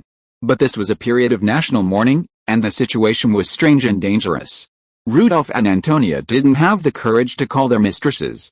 At dawn, Rudolph woke from a short nap and sat back against the headboard, his face still gloomy. Upon waking, Antonia saw her husband like this and knew what he was worried about. She whispered, "Since you're so worried about Wesson, why not give him to her?" She didn't finish, but simply reached out and gestured at her neck. "No," Rudolph quickly objected. "That's impossible. Everyone would know it was me. Besides, Wesson's army is so powerful. What if they seek revenge on me? Some things can be entertained in the mind, but if they were to actually do them, they would never dare." Antonia whispered, "Wesson is unmarried, childless, and without an heir. If anything were to happen to him, all his wealth would belong to the royal family, The wealth of Wesson was well known. Legend had it that beneath the Duke's castle lay a golden palace, and that any woman who came into close contact with him would have a lifelike solid gold statue cast as a memorial. Antonia's point made sense. Frederick had no children, not even illegitimate, and no heir to his estate. If he died, Rudolf, his eldest nephew, would theoretically be next in line, after the Count of Wesson on the Elbe. The prospect of such enormous benefits was undoubtedly tempting, and Rudolf remained silent. Antonia continued, whispering, "It's easy to do. Wesson loves women, and if a woman were to act against him for some reason, it would be perfectly natural. She had grown up in Paris, the capital of the Kingdom of Gaul, where aristocratic circles were plagued by incidents of love and hate, leading to the Bishop of the Church of Light being a global leader in male limb replantation. While Cologne wasn't as extravagant as Paris, it wasn't a place bound by strict rules. She figured she only needed to create an accident like this, and it would appear normal to others, raising no suspicions. Rudolf didn't immediately react. This matter was far more serious than building a palace or granting her the city of Limetree. He pondered for a long moment, then simply said, "I'll think about it." Breakfast arrived quickly, and servants arrived to help Rudolf wash and dress before going to the dressing room. Antonia needed to make some freshen up in the dressing room. Antonia's servants had been brought from her hometown, and the dressing room was empty. She whispered a few words to her head maid. Shortly after, another person left the palace to shop and quickly disappeared into the city. As Antonia finished dressing and headed to the dining room, she saw a royal knight hurriedly approaching from behind. The knight was on duty, clad in a gleaming silver breastplate and a red feather atop his helmet. His iron boots clattered against the floor. "Stop!" Antonia turned, frowning, and shouted at the knight. "I told you not to make such a noise in this corridor," but the knight ignored her, trotting past Antonia and her servants into the dining room without slowing down. Antonia blushed and paled at being ignored, her hands tugging at her silk handkerchief, her teeth chattering. She threw the torn handkerchief to the floor, walked to the dining room door, and asked the royal knight standing guard, "Who is he?" The two knights had witnessed everything, and one of them replied expressionlessly, "He's Bastian." The Rhine Confederation court held many traditions dating back centuries to the Second Principality, including the fact that heralds held the highest rank within the palace and were required to trot their footsteps warning others to get out of the way. When William was still able to conduct government affairs, Rudolf would always give way to heralds whenever they passed. But no one knew what had transpired in the Crown Princess's mind, forbidding anyone from making loud footsteps in the corridors, a violation of the herald's traditional rules. Antonia's face paled even further. She hadn't received any respect from the knights, so all she could do was snort coldly and enter the dining room. The royal knights outside the door exchanged a look of disdain. Then they exchanged smiles. If Antonia had truly grown up in the palace, she would have known that the knights were only to be loyal and respectful to the king, at least superficially. If they publicly displayed respect for others, the king would have been unable to sleep. During this time, the knights had observed Antonia's behavior and, after private discussions, had come to the conclusion that she was a country bumpkin. The knight who had answered Antonia's question had widened his smile. He had played a trick by not mentioning Bastian's last name, leading Antonia to believe he was a small-time knight with no connections. Perhaps there would be some fun to watch later. But the fun was over for a while, as a messenger brought the latest news from the city gate. Duke Wesson had entered the city on horseback, heading directly for the church where the late king's remains lay. Rudolf skipped breakfast and headed there immediately. End of this chapter. Thank you so much for reading until the end. Don't forget to give it a like. Looking for more exclusive content and immediate access? Subscribe to our Patreon. Remember, every like, subscription or donation encourages us to continue. Thank you all. See you in the next video.